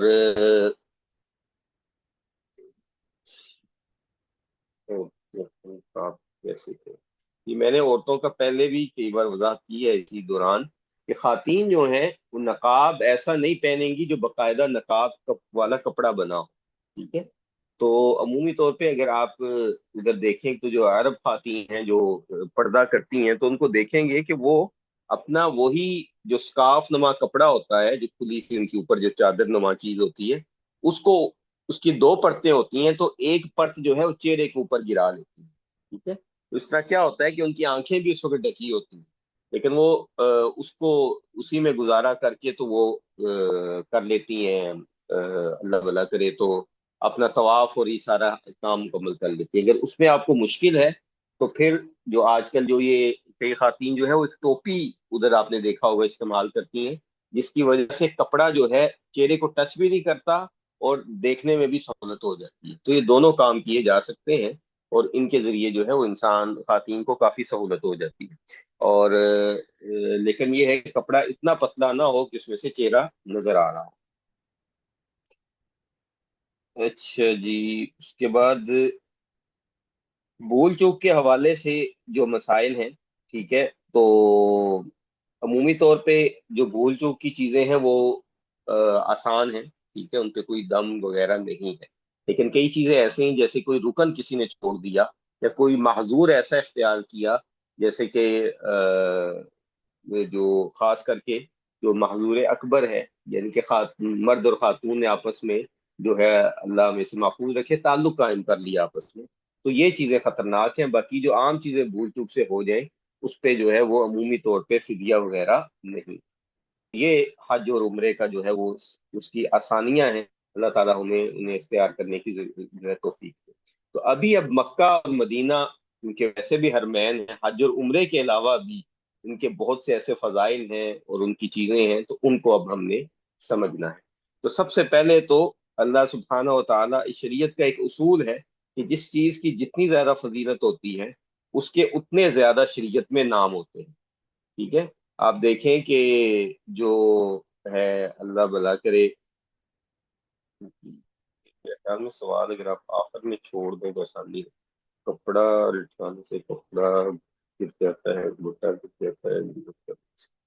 ولی نصاب کچھ علماء نے کہا ہے کہ یہ تعلق ہے نماز کو حجوں کی۔ جی، حج کی نماز کا تو پہلے جواب لے لیں، وہ حاجیوں پہ عید کی نماز نہیں ہے، ٹھیک ہے۔ اور جو حاجی ہے اس کے لیے ادھر عید الاضحیٰ کی قربانی بھی نہیں، ٹھیک ہے۔ ہاں البتہ اگر کوئی مکہ میں آیا ہوا ہے تو عید کی نماز کھڑی ہے تو اس نے بھی پڑھ لی ہے تو انشاءاللہ اس میں کوئی حرج تو نہیں ہے، یعنی کہ ویسے بھی پڑھ لے تو کوئی حرج نہیں ہے۔ لیکن مینا وغیرہ میں رہ کے جو نماز کا اہتمام کرنا حج کی نماز کا عید کی نماز کا، تو یہ درست بات نہیں ہے۔ ایسی شریعت نے کسی قسم کی کوئی سختی نہیں کی ہے۔ اللہ تعالیٰ جو ہے وہ اس حوالے سے بھی ہمیں ہدایت دے۔ اچھا، جو باقی آپ نے پوچھا کہ وہ ٹوپی والا، تو وہ آپشن ایک ہے، تو جس کے لیے وہ بھی مشکل ہے تو اس کو چھوڑ دیں، کوئی مسئلہ نہیں ہے۔ اور گھونگھٹ نہیں آپ نے نکالنا، گھونگھٹ نکالیں گی تو براہ راست کپڑا جو لگ رہا ہوگا اوپر سے کپڑا لٹکا لیں،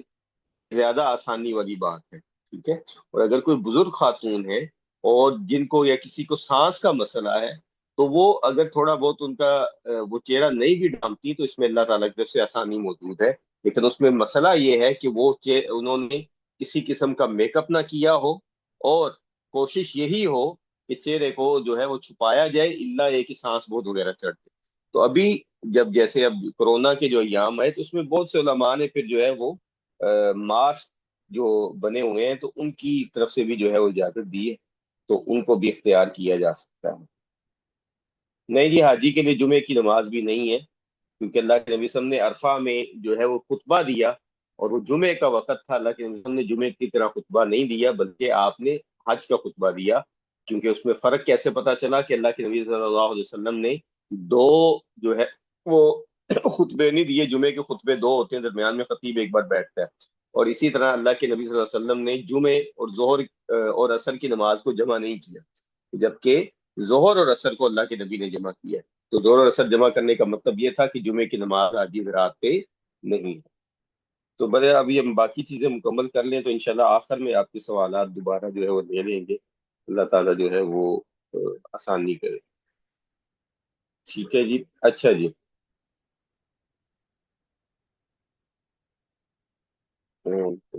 اچھا جی، مکہ کے جو ہے وہ فضائل کی طرف آئیں تو سب سے پہلے جیسے کہ میں نے آپ کو بتایا کہ کسی بھی جگہ کے جو نام یا کسی بھی چیز کے نام زیادہ ہوں شرعی اعتبار سے، تو یہ اس کی فضیلت پہ دلالت کرتے ہیں۔ جیسے اللہ سبحانہ و تعالیٰ کے نام ہے،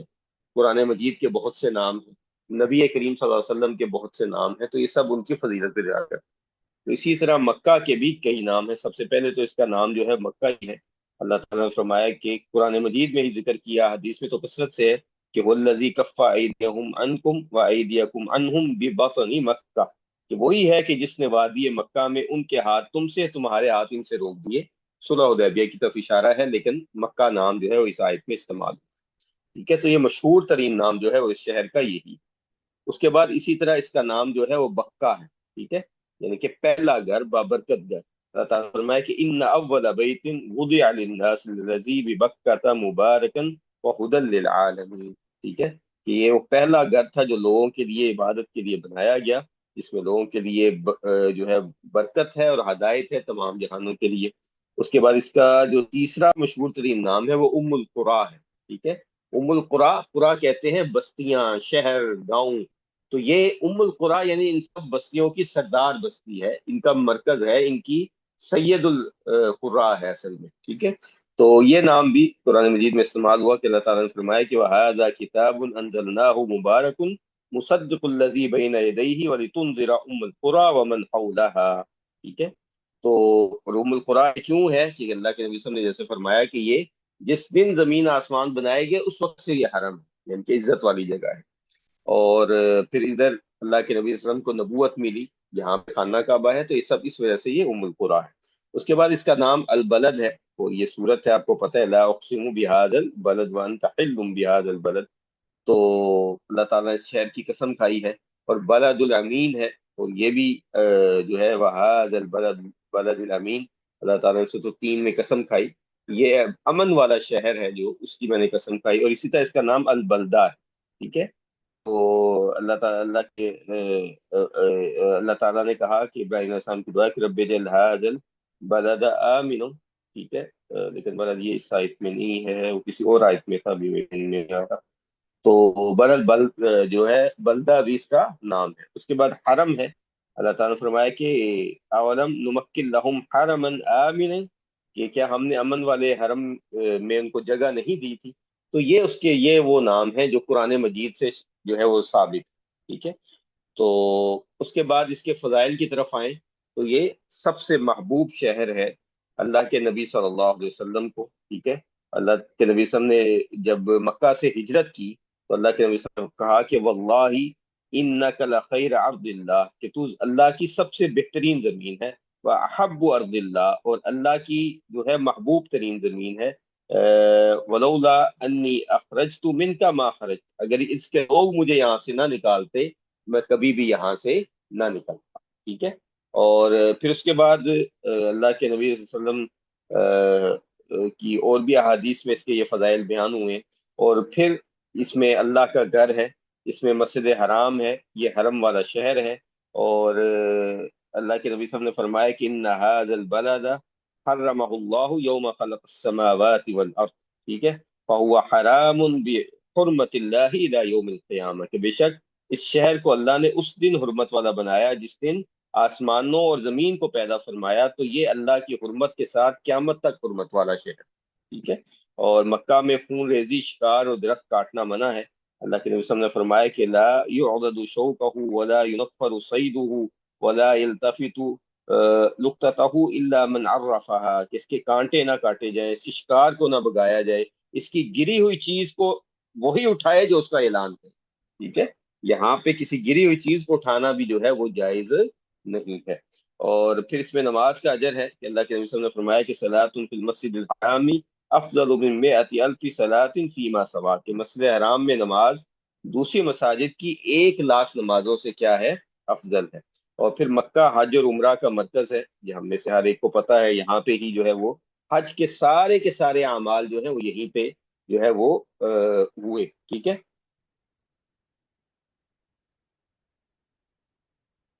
اچھا جی، اس کے بعد جو ہے وہ آگے آ جائیں تو اس جو مزید فضائل ہیں کہ اس میں دجال جو ہے وہ داخل نہیں ہو سکے گا، نہ مکہ میں نہ مدینہ میں، اور باقی چیزیں میں نے آپ کو بتا دی، اور یہ قیامت تک کے لیے حرمت کا شہر ہے۔ اور پھر حج کے جتنے مشاعر ہیں وہ سب کے سب یہاں پہ، ٹھیک ہے۔ مینا یہاں پہ، صفا مروہ کی پہاڑیاں یہاں پہ ہیں، زمزم کا کنواں یہاں پہ ہے، مقام ابراہیم یہاں پہ ہے، عرفات کا وقوف یہاں پہ ہے، مزدلفہ یہاں پہ ہے، جمرات یہاں پہ ہیں، ٹھیک ہے۔ اور یہ سارے جو ہیں وہ اس کے فضائل ہیں۔ اس کے بعد آ جائیں سب سے پہلے تو یہ یاد رکھنا چاہیے کہ مدینہ تو رسول جو ہے، مدینہ تو نبوی جو ہے، اس کا حج کے ساتھ اصلاً کوئی تعلق نہیں ہے۔ جی محرم، جو میں آپ کو پہلے بھی بتایا کہ حاجی، عمرے والا، حالت حرام والا ایک دوسرے کے بال کاٹ سکتے ہیں، اپنے بال نہیں کاٹ سکتے ہیں۔ یعنی کہ دو حاجی حضرات ہیں، انہوں نے اپنا حج مکمل کیا ہے، تو ایک دوسرے کے بال مون سکتا ہے، کاٹ سکتا ہے، ٹھیک ہے، اس میں کسی قسم کا حرج نہیں ہے۔ صحابہ نے یہ اعمال کیے اور اللہ کے نبی صلی اللہ علیہ وسلم نے ان کو منع نہیں کیا تھا کہ نبی کے بال جو ہیں وہ غالباً طلحہ بن عبید اللہ نے کٹے اور وہ بھی مونڈے، اور وہ بھی حج کی حالت میں تھے، ٹھیک ہے، اس میں کوئی حرج نہیں۔ اچھا، تو مدینہ کی طرف آپ واپس آئیں تو مدینہ جو ہے اس کا اصلاً حج کے ساتھ کوئی تعلق نہیں، ٹھیک ہے، حج یا عمرے کے ساتھ مدینہ کا تعلق نہیں ہے، لیکن چونکہ جو باہر سے لوگ جاتے ہیں، تو چونکہ مکہ میں جاتے ہیں تو مدینہ ادھر نسبتاً قریب ہے، تو اس کی بھی زیارت کرتے ہیں۔ تو مدینہ کے حج کے تعلق سے جتنی احادیث بتلائی جاتی ہیں ان میں سے کوئی بھی درست نہیں ہے، کہ مثال کے طور پہ کہ جی مدینہ میں جا کے 8 دن نمازیں، 40 نمازیں جو ہیں وہ باجماعت مسجد نبی میں ادا کرنی ہے، تو پتہ نہیں حج کا ثواب ملے گا یا اس طرح کے اعمال بتائے جاتے ہیں، تو ایسا کوئی بھی ایسی حدیث جو ہے وہ درست نہیں ہے۔ البتہ مدینہ بھی حرم ہے، لیکن مکہ اتنا افضل نہیں ہے۔ اور مکہ کو اللہ تعالیٰ نے ابراہیم علیہ السلام کی دعا پہ حرم بنایا، اور مدینہ کو نبی کریم صلی اللہ علیہ وسلم کی دعا پہ حرم بنایا۔ اور مدینہ جو ہے اس کا نام خود اللہ تعالیٰ نے یہی نام مدینہ قرآن مجید میں 3 4 جگہ جو ہے وہ استعمال کیا ہے، ٹھیک ہے۔ اور پھر اسی طرح اس کے جو مزید نام ہیں، تو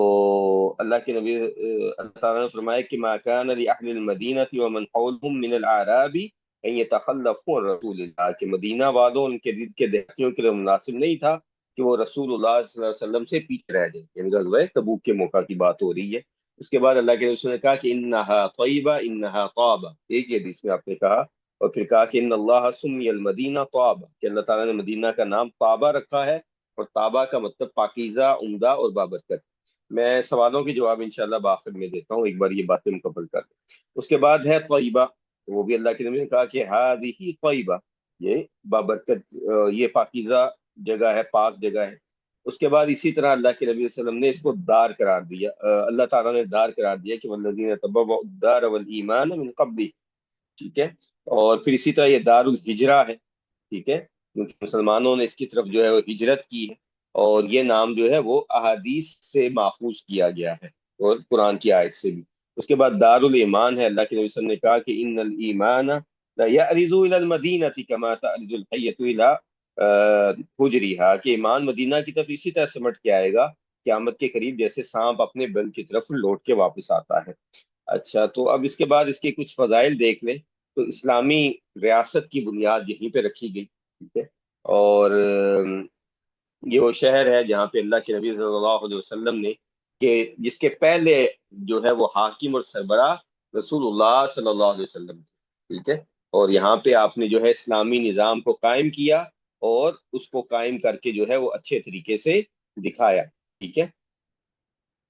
اچھا، پھر اس کے بعد جو ہے یہ شہر کو اللہ کے نبی صلی اللہ علیہ وسلم نے حرم قرار دیا۔ آپ نے کہا کہ ان ابراہیم حرم مکہ و انی حرمت المدینہ، کہ اللہ کہ جو نبی تھے ابراہیم، انہوں نے مکہ کو حرم بنایا، میں نے مدینہ کو حرم قرار دیا، ٹھیک ہے، مابین لابتیہا، جو دو لاوے والے پہاڑوں کے درمیان ہے، پتھروں والے پہاڑوں کے درمیان ہے۔ اس کے بعد اسی طرح اللہ کے نبی صلی اللہ علیہ وسلم نے مدینہ کے لیے برکت کی دعا کی، اور ایک سے زائد بار کی۔ آپ نے کہا اللہم بارک لنا فی مدینتنا، اور کہا کہ اللہم بارک لنا فی ساعنا، اللہم بارک لنا فی مدینہ، اللہ مدینہ میں برکت عطا فرما، اللہ ہمارے شہر میں برکت عطا فرما، اللہ اس کے وزن اور تنے میں جو ہے برکت عطا فرما، ٹھیک ہے، اور یہ برکت وہاں پہ رہنے والوں کو محسوس بھی ہوتی ہے۔ اور پھر اس کے بعد اللہ کے نبی صلی اللہ علیہ وسلم نے مدینہ کی تکلیف پر صبر کی فضیلت دی ہے، کہ آپ صلی اللہ علیہ وسلم نے فرمایا کہ جو مدینہ کی تنگی اور سختی پر صبر کرے گا تو انی کنت لہ شفیعا و شہیدا یوم القیامہ، اس کے لیے میں قیامت کے دن گواہ بنوں گا اور شفاعت کروں۔ تو اس میں ہم لوگ بھی شامل ہو سکتے ہیں جو زیارت کے لیے جائیں، وہاں پہ ہوٹل کی سختی ہے، کھانے کی سختی ہے، کوئی بھی سختی ہے تو اس پہ صبر کیا جائے، تو اللہ سبحانہ و تعالیٰ کے فضل و کرم سے ہم نبی کریم صلی اللہ علیہ وسلم کی کل قیامت کے دن شفاعت کو جو ہے وہ پا سکتے ہیں۔ اور اس کے بعد اسی طرح اللہ کے نبی صلی اللہ علیہ وسلم نے فرمایا کہ مدینہ اپنے اندر مستقل طور پہ برے شخص کو نہیں رکھتا، ٹھیک ہے؟ آپ نے فرمایا کہ انہا طیبہ، یہ طیبہ ہے، اور کہا کہ تنفی الذنوب کما تنفی النار خبث الفضہ، کہ یہ جو ہے وہ گناہوں اور ناپاکی کو اس طرح دور کرتا ہے جیسے آگ چاندی جو ہے وہ جب چاندی جو خالص حالت میں ہوتی ہے اس کو آگ میں ڈالا جائے تو چاندی الگ ہو جاتی، میل کچیل جو ہے الگ ہو جاتی، اسی طرح جو ہے یہ مدینہ کرتا ہے۔ اور پھر اس کے بعد اسی طرح جو ہے ایک حدیث میں آپ نے کہا کہ کما ينفی القیر خبث الحدید، جیسے بٹی لوہے کی میل کو الگ کر دیتی ہے۔ تو مدینہ میں دجال داخل نہیں ہوگا، اس کے دروازوں پہ اللہ کے نبی صلی اللہ علیہ وسلم نے فرمایا کہ فرشتے موجود ہیں جو اس کی حفاظت کرتے ہیں، اور مدینہ میں طاعون کی بیماری داخل نہیں ہو سکتی ہے۔ اور پھر اس کے بعد اس میں مسجد نبوی ہے، اس کی کیا فضیلت ہے کہ آپ نے فرمایا کہ صلاۃ فی مسجد ھذا خیر من الف صلاۃ فیما سواہ الا المسجد الحرام، اور یہاں پہ یہ مسئلہ سمجھ لینا چاہیے کہ مدینہ جب آپ جائیں گے تو آپ کی نیت کیا ہوگی کہ میں مسجد نبوی کی زیارت کے لیے جا رہا ہوں، اور اللہ کے نبی صلی اللہ علیہ وسلم نے فرمایا کہ لا تشد الرحال الا الى ثلاثه مساجد، المسجد الحرام ومسجد ھذا ومسجد الاقصى، کہ تین مساجد کے علاوہ کسی جگہ کے لیے عبادت کی نیت سے، ثواب کی نیت سے سفر نہیں کیا جا سکتا۔ اور وہ تین مساجد کون سی ہیں؟ مسجد حرام خانہ کعبہ، مسجد نبوی اللہ کے نبی کی مسجد، اور مسجد اقصی، ٹھیک ہے؟ اور یہاں سفر سے مراد شرعی سفر ہے کہ جس میں آپ اپنے شہر کو چھوڑتے ہیں، اپنے ملک کو چھوڑتے ہیں اور ایک مخصوص جو ہے وہ سفر کرتے ہیں، تو اس سے مراد وہ ہے۔ یہ سفر نہیں ہے کہ آپ مکہ میں پہنچ گئے ہیں تو آپ کسی جگہ کی طرف جا رہے ہیں تو آپ کا یہ سفر جو ہے وہ کہلائے گا، بلکہ جب آپ ایک شہر کے اندر ہیں تو وہ سفر سفر نہیں کہلاتا ہے، ٹھیک ہے؟ تو مدینہ میں جاتے وقت آپ کی نیت یہ ہوگی کہ میں مسجد نبی کی زیارت کے لیے جا رہا ہوں۔ نہ تو آگے ہم بیان بھی کریں گے مسئلہ، نہ تو قبر رسول کی نیت ہوگی، نہ ریاض الجنہ کی نیت ہوگی، نہ بقی کی نیت، نہ احد کی، نہ قباء، ٹھیک ہے؟ تو وہ کیوں نہیں ہوگی اس کے بارے میں بھی ہم انشاءاللہ بیان کرتے ہیں۔ تو باقی مدینہ کے فضائل میں اس میں ریاض الجنہ ہے، مسجد قباء ہے، احد ہے، بقی ہے، احد کے شہداء یہاں پہ دفن ہیں، نبی کریم صلی اللہ علیہ وسلم کی قبر مبارک یہاں پہ ہے، تو یہ سب چیزیں جو ہیں وہ مدینہ میں موجود ہیں۔ تو اس کے بعد آگے جو ہے وہ زیارات کی طرف ہم آ جائیں تو ان کو جو ہے وہ تھوڑا سمجھ لینا چاہیے۔ اچھا، مدینہ میں یہ یاد رکھنا چاہیے کہ مسجد نبوی میں جو ہے وہ دو ایک نماز کا اجر 1000 نمازوں کے برابر ہے، 50,000 والی روایت جو ہے وہ درست نہیں ہے، ٹھیک ہے؟ تو اب اس کی طرف ہم آ جائیں تو سب سے پہلے جو ہے کچھ شرعی زیارات ہیں، کچھ تاریخی زیارات۔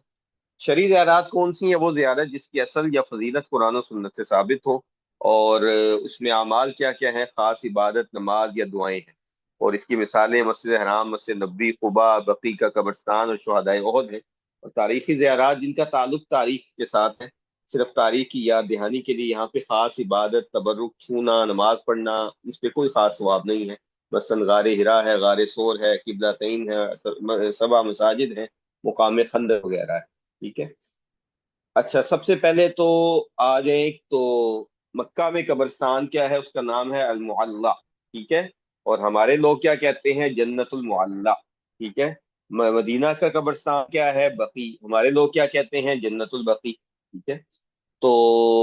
اہل سنہ کے ہاں جو ہے وہ اصل عقیدہ کیا ہے کہ اصل نجات کا مدار جگہ دفن ہونے والی نہیں ہے، بلکہ ایمان، توحید، اتباع سنت اور اللہ کی رحمت ہے۔ قطعی جنت صرف وہی ہے جس کی گواہی وحی میں آ گئی ہے۔ مدینہ میں فوت ہو جانا، بقی میں دفن ہو جانا، مکہ میں فوت ہو جانا، اور جو ہے وہ معلہ میں دفن ہو جانا، یہ کچھ حسن خاتمہ اس پہ ہو سکتا ہے، لیکن اس کو جنتی کہنا اور ان قبرستانوں کو جنت کہنا یہ درست نہیں۔ اور یہ جو ہے وہ شرعی اعتبار سے بھی جنت کہنا درست نہیں ہے، اور حتیٰ کہ عربی زبان کے اعتبار سے بھی ان پہ جنت کا اطلاق کرنا درست نہیں بنتا۔ اگر جنت کہنا ہوتا تو اس کا نام کیا ہوتا؟ جنت البقی نہیں، بلکہ بقی الجنہ یہ نام ہونا چاہیے تھا، کہ جنت کا جو ہے وہ ایک میدان ہے، لیکن ایسا نام جو ہے اللہ کے نبی صلی اللہ علیہ وسلم سے ثابت نہیں ہے، یہ برے صغیری اور صوفیائی سنت ہے، اللہ کے نبی صلی اللہ علیہ وسلم کی سنت نہیں ہے۔ اچھا، مکہ مکرمہ میں اصلاً صرف مسجد حرام زیارت، اس کے علاوہ مکہ میں کوئی شرعی زیارت موجود نہیں، ٹھیک ہے؟ اور مسجد حرام کے اندر ہی آپ کو پتہ ہے صفا مروہ بھی ہیں، خانہ کعبہ ہے، مقام ابراہیم ہے، زمزم کا کنواں ہے، ٹھیک ہے؟ اب تو موجود نہیں ہے زمزم کا کنواں، دیکھ نہیں کوئی سکتا، تو بہرحال یہ چیز ہے. ٹھیک ہے. بس تاریخی اعتبار سے غار ہرا اور غار ثور ہے، اگر آپ حج نہیں کر رہے تو یہ سارے جو مقامات ہیں، جمرات ہے، مینا ہے، مزدلفہ ہے، اور عرفات ہے، تو ان جگہوں کو دیکھا جا سکتا ہے. لیکن اگر ان کی وجہ سے آپ جو ہے وہ مسجد حرام کی نماز چھوڑ دیں، آپ جو ہے بیمار پڑ جائیں، آپ جو ہے وہ اللہ کے ذکر کو چھوڑ دیں، وہاں پہ جا کے آپ ان کو چھو چھو کے تبرک حاصل کرنے لگ جائیں، یا وہاں پہ جو ہے کوئی الگ سے ایسے نوافل پڑھنے لگ جائیں کہ سمجھیں کہ یہاں پہ نوافل کا ثواب ہوگا، تو پھر جو ہے یہ درست نہیں ہے. ٹھیک ہے جی. تو سب سے پہلے تو مسجد حرام کی جو زیارت ہے، تو آپ دعا وہی پڑھیں گے جو عام مساجد کی ہے، کوئی الگ سے دعا نہیں ہے. طواف 7 چکروں پہ مشتمل ہے، اور یہ سب چیزیں ہم جو ہے کر چکے ہیں، تو اس لیے ہم اس پہ وقت ضائع نہیں کرتے. تو زمزم کی طرف آ جائیں تو زمزم کی کیا ہے؟ اللہ کے رسول نے کہا کہ ماء زمزم لما شرب له، زمزم اسی مقصد کے لیے ہے جس نیت سے پیا جائے. بسم اللہ پڑھ کے پئیں، دعا کے ساتھ پئیں، ادب سے پئیں، اور اسے جو ہے وہ جو ہے وہ پیا جا سکتا ہے، اس کو جسم پہ لگایا جا سکتا ہے، اس سے وضو کیا جا سکتا ہے. اس سے کہ کوئی بیمار ہے تو اس نیت سے اگر کوئی اس کا پانی زمزم کا لے کے نہا لے، اس میں درست ہے، کوئی ایسا مسئلہ نہیں ہے، یہ پانی کی گستاخی نہیں ہے. اہل مکہ صدیوں تک زمزم کے پانی کو اپنے ہر مقصد کے لیے استعمال کرتے رہے. ٹھیک ہے. تو اس لیے جو ہے وہ شفا کی نیت سے اس پانی کو ہر طرح استعمال کیا جا سکتا ہے، پیا جا سکتا ہے، جسم پہ لگایا جا سکتا ہے، نہایا جا سکتا ہے، وضو کیا جا سکتا ہے، سر پہ پھینکا جا سکتا ہے. یہ سب چیزیں جو ہیں وہ درست ہیں، اور نیت جو ہے اس پہ کی جا سکتی ہے. اچھا جی. ہاں، تو یہ ہم بات پہلے کر چکے کہ مدینہ حج یا عمرے کا کوئی حصہ نہیں ہے، کوئی اس میں الگ سے اس کی فضیلت نہیں ہے کہ جو مدینہ میں جائے گا تو حج کا اور عمرے کا اس کے ساتھ کوئی تعلق نہیں ہے. تو یہ چیز جو ہے وہ ذہن نشین کر لینی چاہیے. صفا اور مروہ کو چومنا یا ان کے شیشے کو چومنا، جس کا بھی تعلق نہیں ہے. غار ہرا، غار سور کو پہ جا کے خصوصی طور پہ چڑھنا، اور اس چڑھنے کو عبادت سمجھنا، ثواب کا ذریعہ سمجھنا، یہ بھی جو ہے وہ جائز نہیں ہے. اور پھر اس کے بعد جو ہے مدینہ کے حوالے سے میں پہلے بتا چکا کہ الگ سے کوئی فضیلت اس میں نہیں ہے. تو اب آگے آ جائیں کہ مدینہ کی جو نیت کیا کرنی ہے. میں پہلے بھی بتا چکا کہ مدینہ میں جاتے وقت آپ کی نیت یہ ہوگی کہ میں مسجد نبوی کی زیارت کے لیے جا رہا ہوں.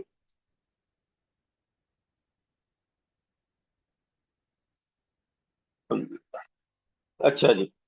مسجد نبی میں بھی داخل ہوتے وقت وہی دعا آپ پڑھیں گے جو آپ عام مساجد میں پڑھتے ہیں. بسم اللہ والصلاۃ والسلام علی رسول اللہ، اللہم افتح لی ابواب رحمتک. ٹھیک ہے. اور اسی طرح جو ہے جو اور دعائیں مسنون ہیں ان کو پڑھا جا سکتا ہے. ٹھیک ہے جی. اس کے بعد یہاں پہ ایک تو ہر مسجد میں جو ہے وہ شور و غل کرنا جو ہے وہ منع ہے، لیکن مسجد نبوی پہ خصوصی طور پہ نصوص موجود ہیں،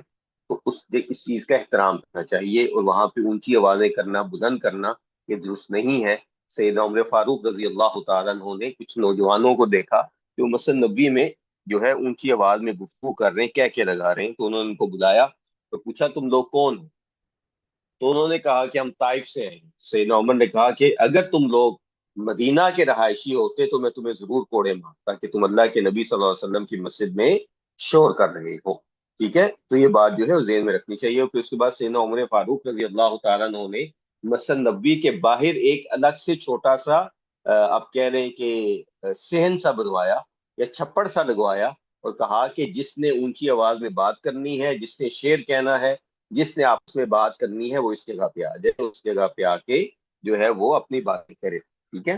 تو عام مساجد میں بھی شور نہیں کرنا چاہیے، لیکن مسجد نبوی جو ہے اس پہ ادلہ موجود ہیں. اور پھر اس کے بعد اسی طرح اس میں چونکہ نبی کریم صلی اللہ علیہ وسلم کی آرام گاہ موجود ہے، تو آپ کا زندگی میں جیسے احترام تھا اسی طرح آپ کی وفات کے بعد بھی آپ کا احترام ہے. تو اس اعتبار سے بھی یہاں پہ شور نہیں کرنا چاہیے. امام مالک رحمہ اللہ جو ہیں، اور پھر اس طرح بلکہ صحابہ اور تابعین بھی، امام مالک تو بہت بات کے ہیں، ان کا بھی یہی ملتا ہے کہ انہوں نے یہاں پہ کسی قسم کے شور کرنے سے جو ہے بچنے کی کوشش جو ہے وہ کی ہے.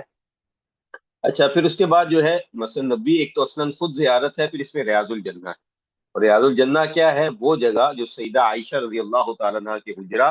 اور اللہ کے نبی صلی اللہ علیہ وسلم کے دور میں جو ممبر تھا جس کو اب دوبارہ بحال کر دیا گیا، ان کے درمیان جو جگہ ہے، آپ نے اس کے بارے میں کیا فرمایا؟ ما بین بیتی و ممبری روضۃ من ریاض الجنہ، کہ میرے ممبر اور میرے گھر کے درمیان جو جگہ ہے جنت کے باغوں میں سے ایک باغ ہے۔ لیکن یہاں پہ پھر دوبارہ یہ چیزیں یاد رکھیں، یہاں پہ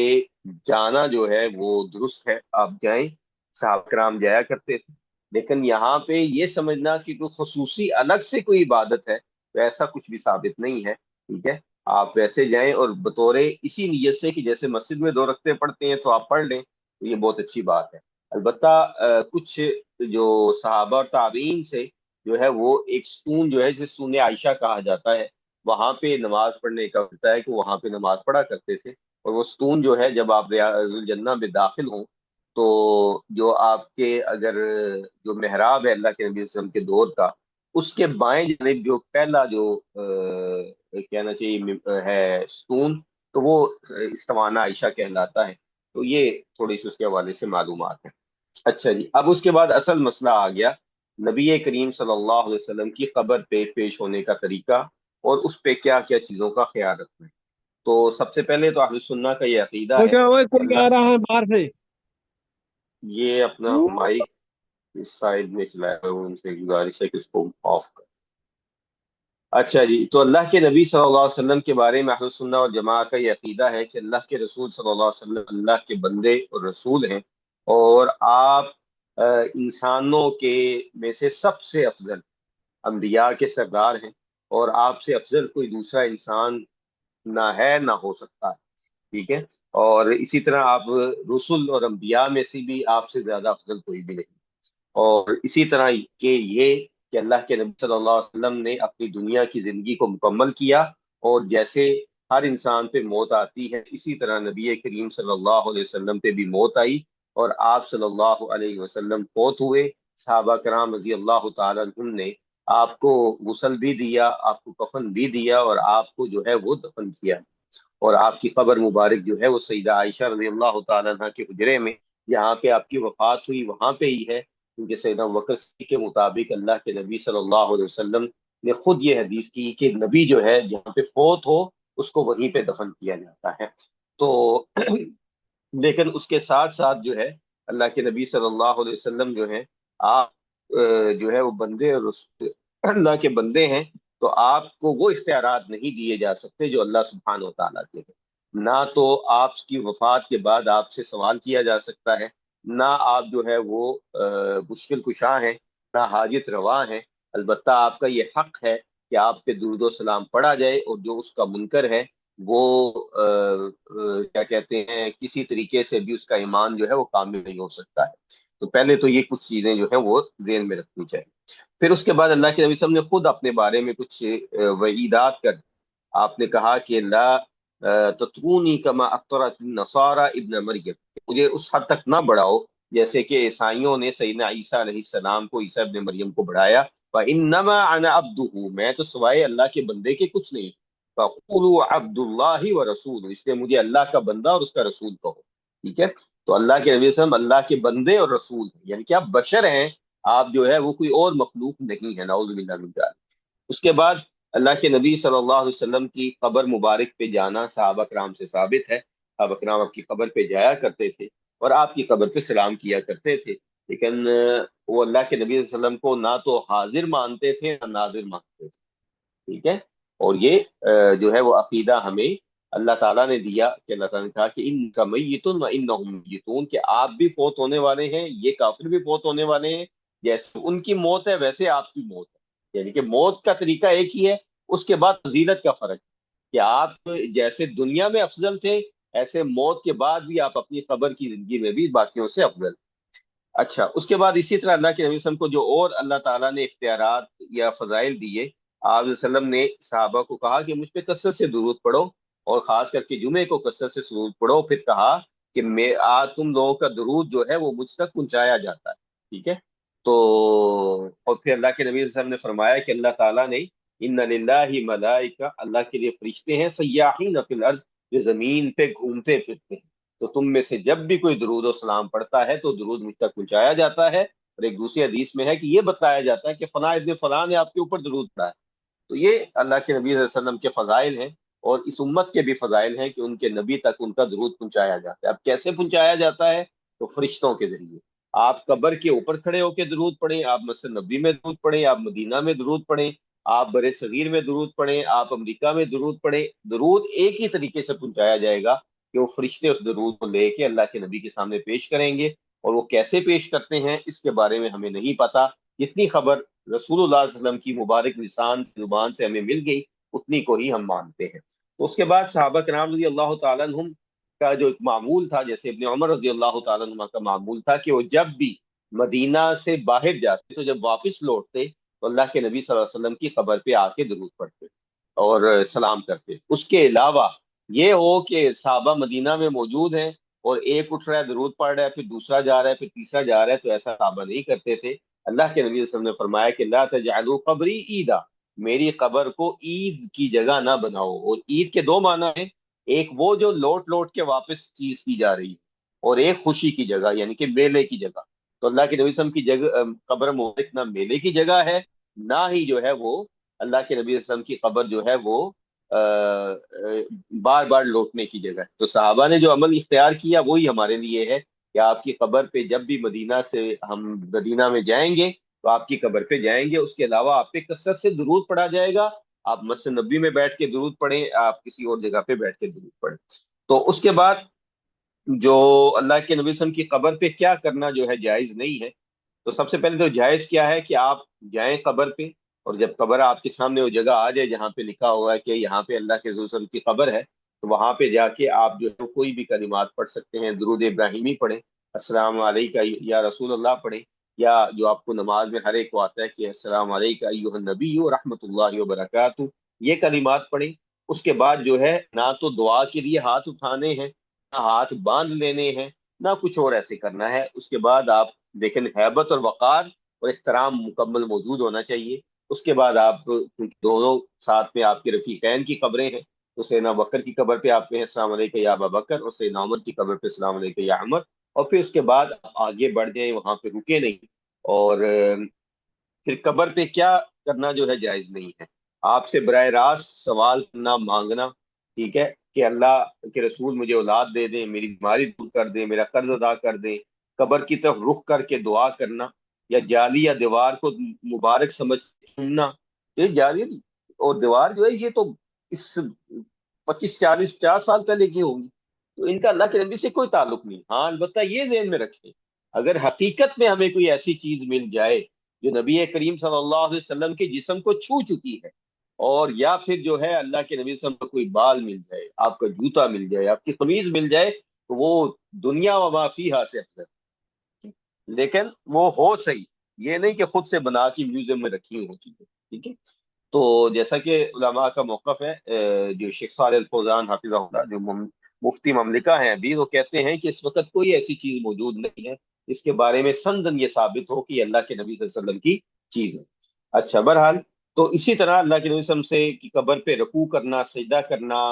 نماز کی طرح ہاتھ باندھنا، یہ سب جو ہے یہ جائز نہیں ہے۔ اور پھر اس کے بعد جو ہے دعا کا صحیح طریقہ میں آپ کو بتا چکا، ٹھیک ہے۔ اور اس کے بعد اگلا سوال یہ پیدا ہوتا ہے کہ اللہ کے نبی صلی اللہ علیہ وسلم کی تو حدیث یہ ہے کہ آپ نے کہا کہ میری جو ہے بلکہ اللہ کے نبی صلی اللہ علیہ وسلم نے فرمایا کہ قبر والی جگہ پہ مسجد نہ بناؤ، اور جو ہے وہ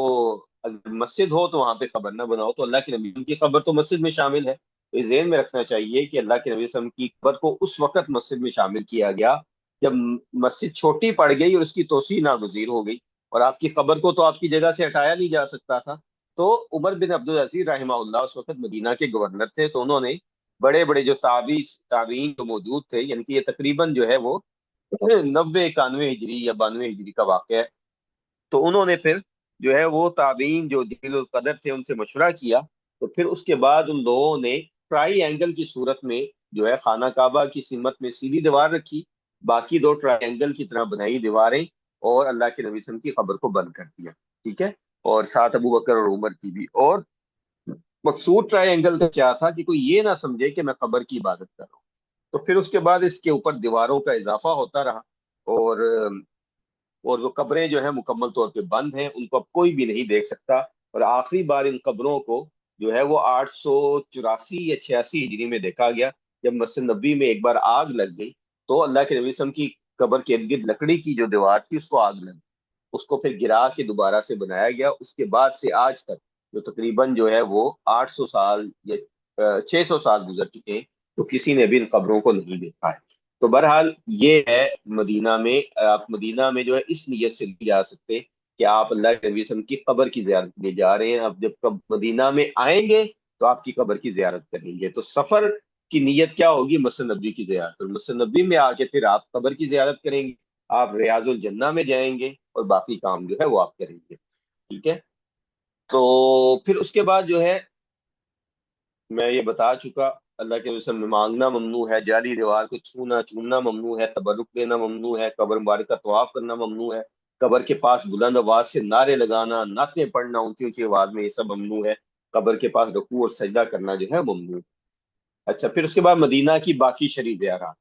تو سب سے پہلی جو زیارت ہے اس کے علاوہ وہ مسجد قباء ہے، اور یہ وہ پہلی مسجد ہے جس کے بارے میں اللہ کے رسول نے فرمایا کہ لمسجد اسس علی التقوی من اول یوم، کہ وہ پہلی مسجد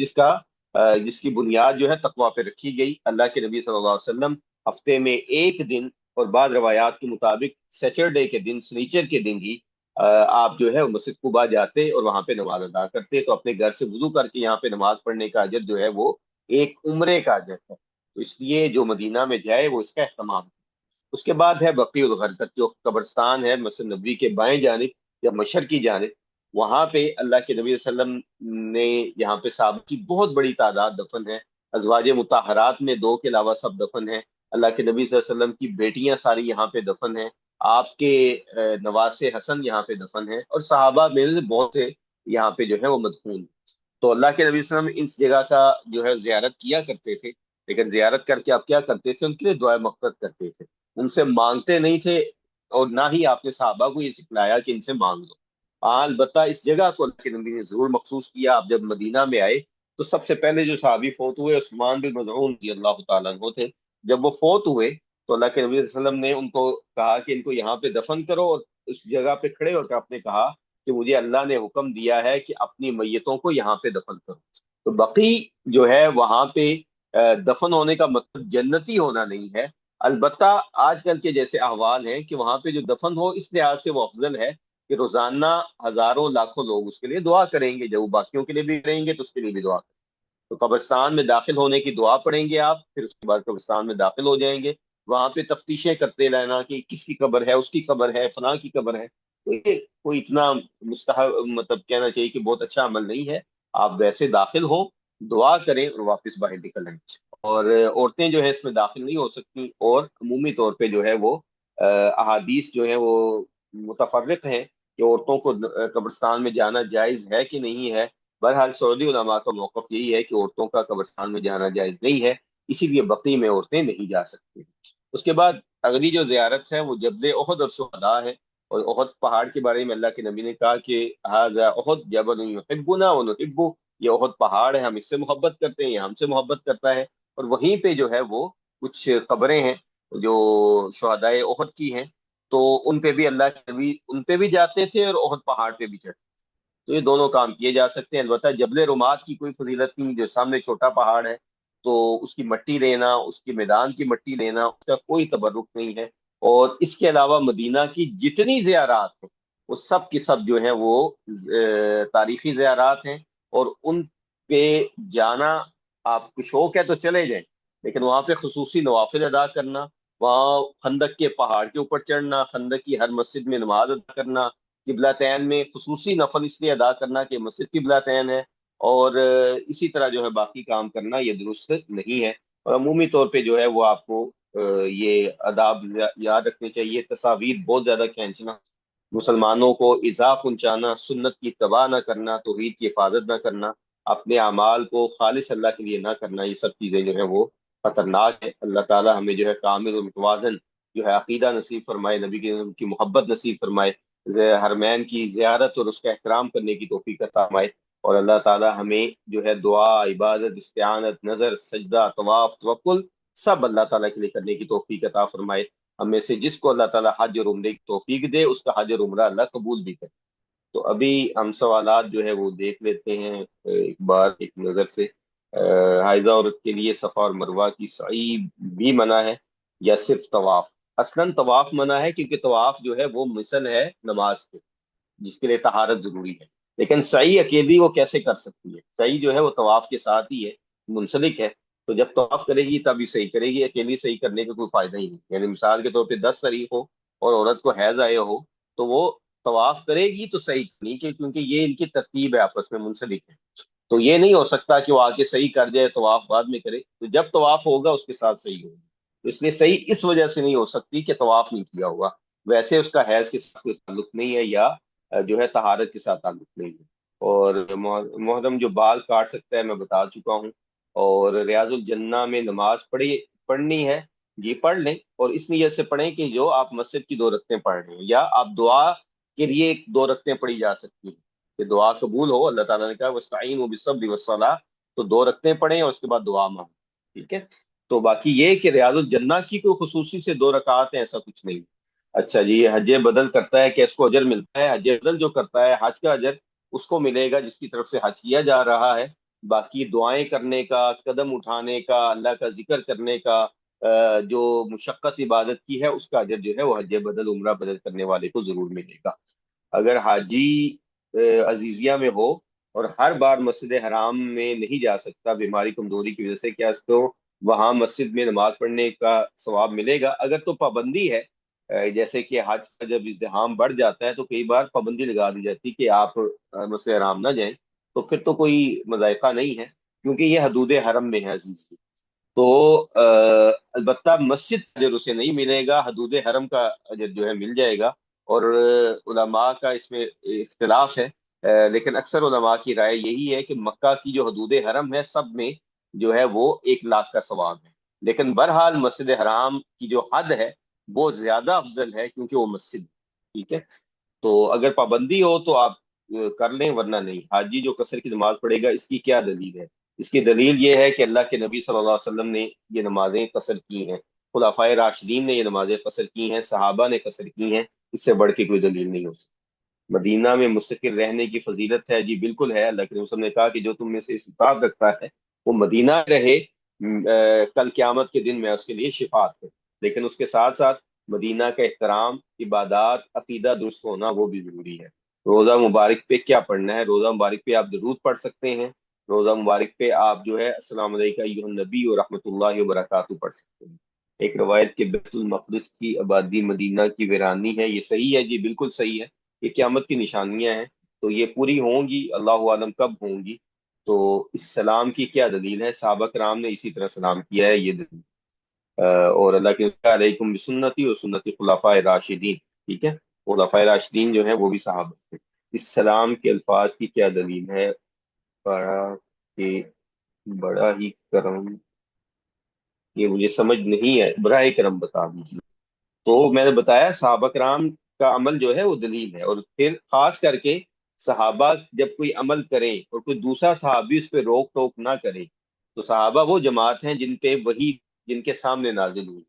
جنہوں نے نبی کریم صلی اللہ علیہ وسلم کو پوری زندگی گزارتے ہوئے دیکھا ہے، جو اللہ کے نبی کے ایک ایک عمل کو کاپی کرتے تھے، اور جن کے بارے میں اللہ تعالیٰ نے جو ہے وہ کہا ہے کہ میں نے ان کو چنا ہے، ٹھیک ہے۔ تو جیسے ابن مسعود کی حدیث ہے کہ ان اللہ نظر فی قلوب العباد فوجد قلوب اصحاب محمد خیر القلوب، کہ اللہ تعالیٰ نے بندوں کے دلوں کی طرف دیکھا اور اصحاب محمد کے دلوں کو سب سے بہتر بنایا، فجعلہم وزیرا لنبیہ، تو ان کو اپنے نبی کا مددگار بنا، ٹھیک ہے۔ تو اس پہ ہم اکتفا کرتے ہیں۔ سبحانک اللہم و بحمدک، اشہد ان لا الہ الا انت، استغفرک و اتوب الیک۔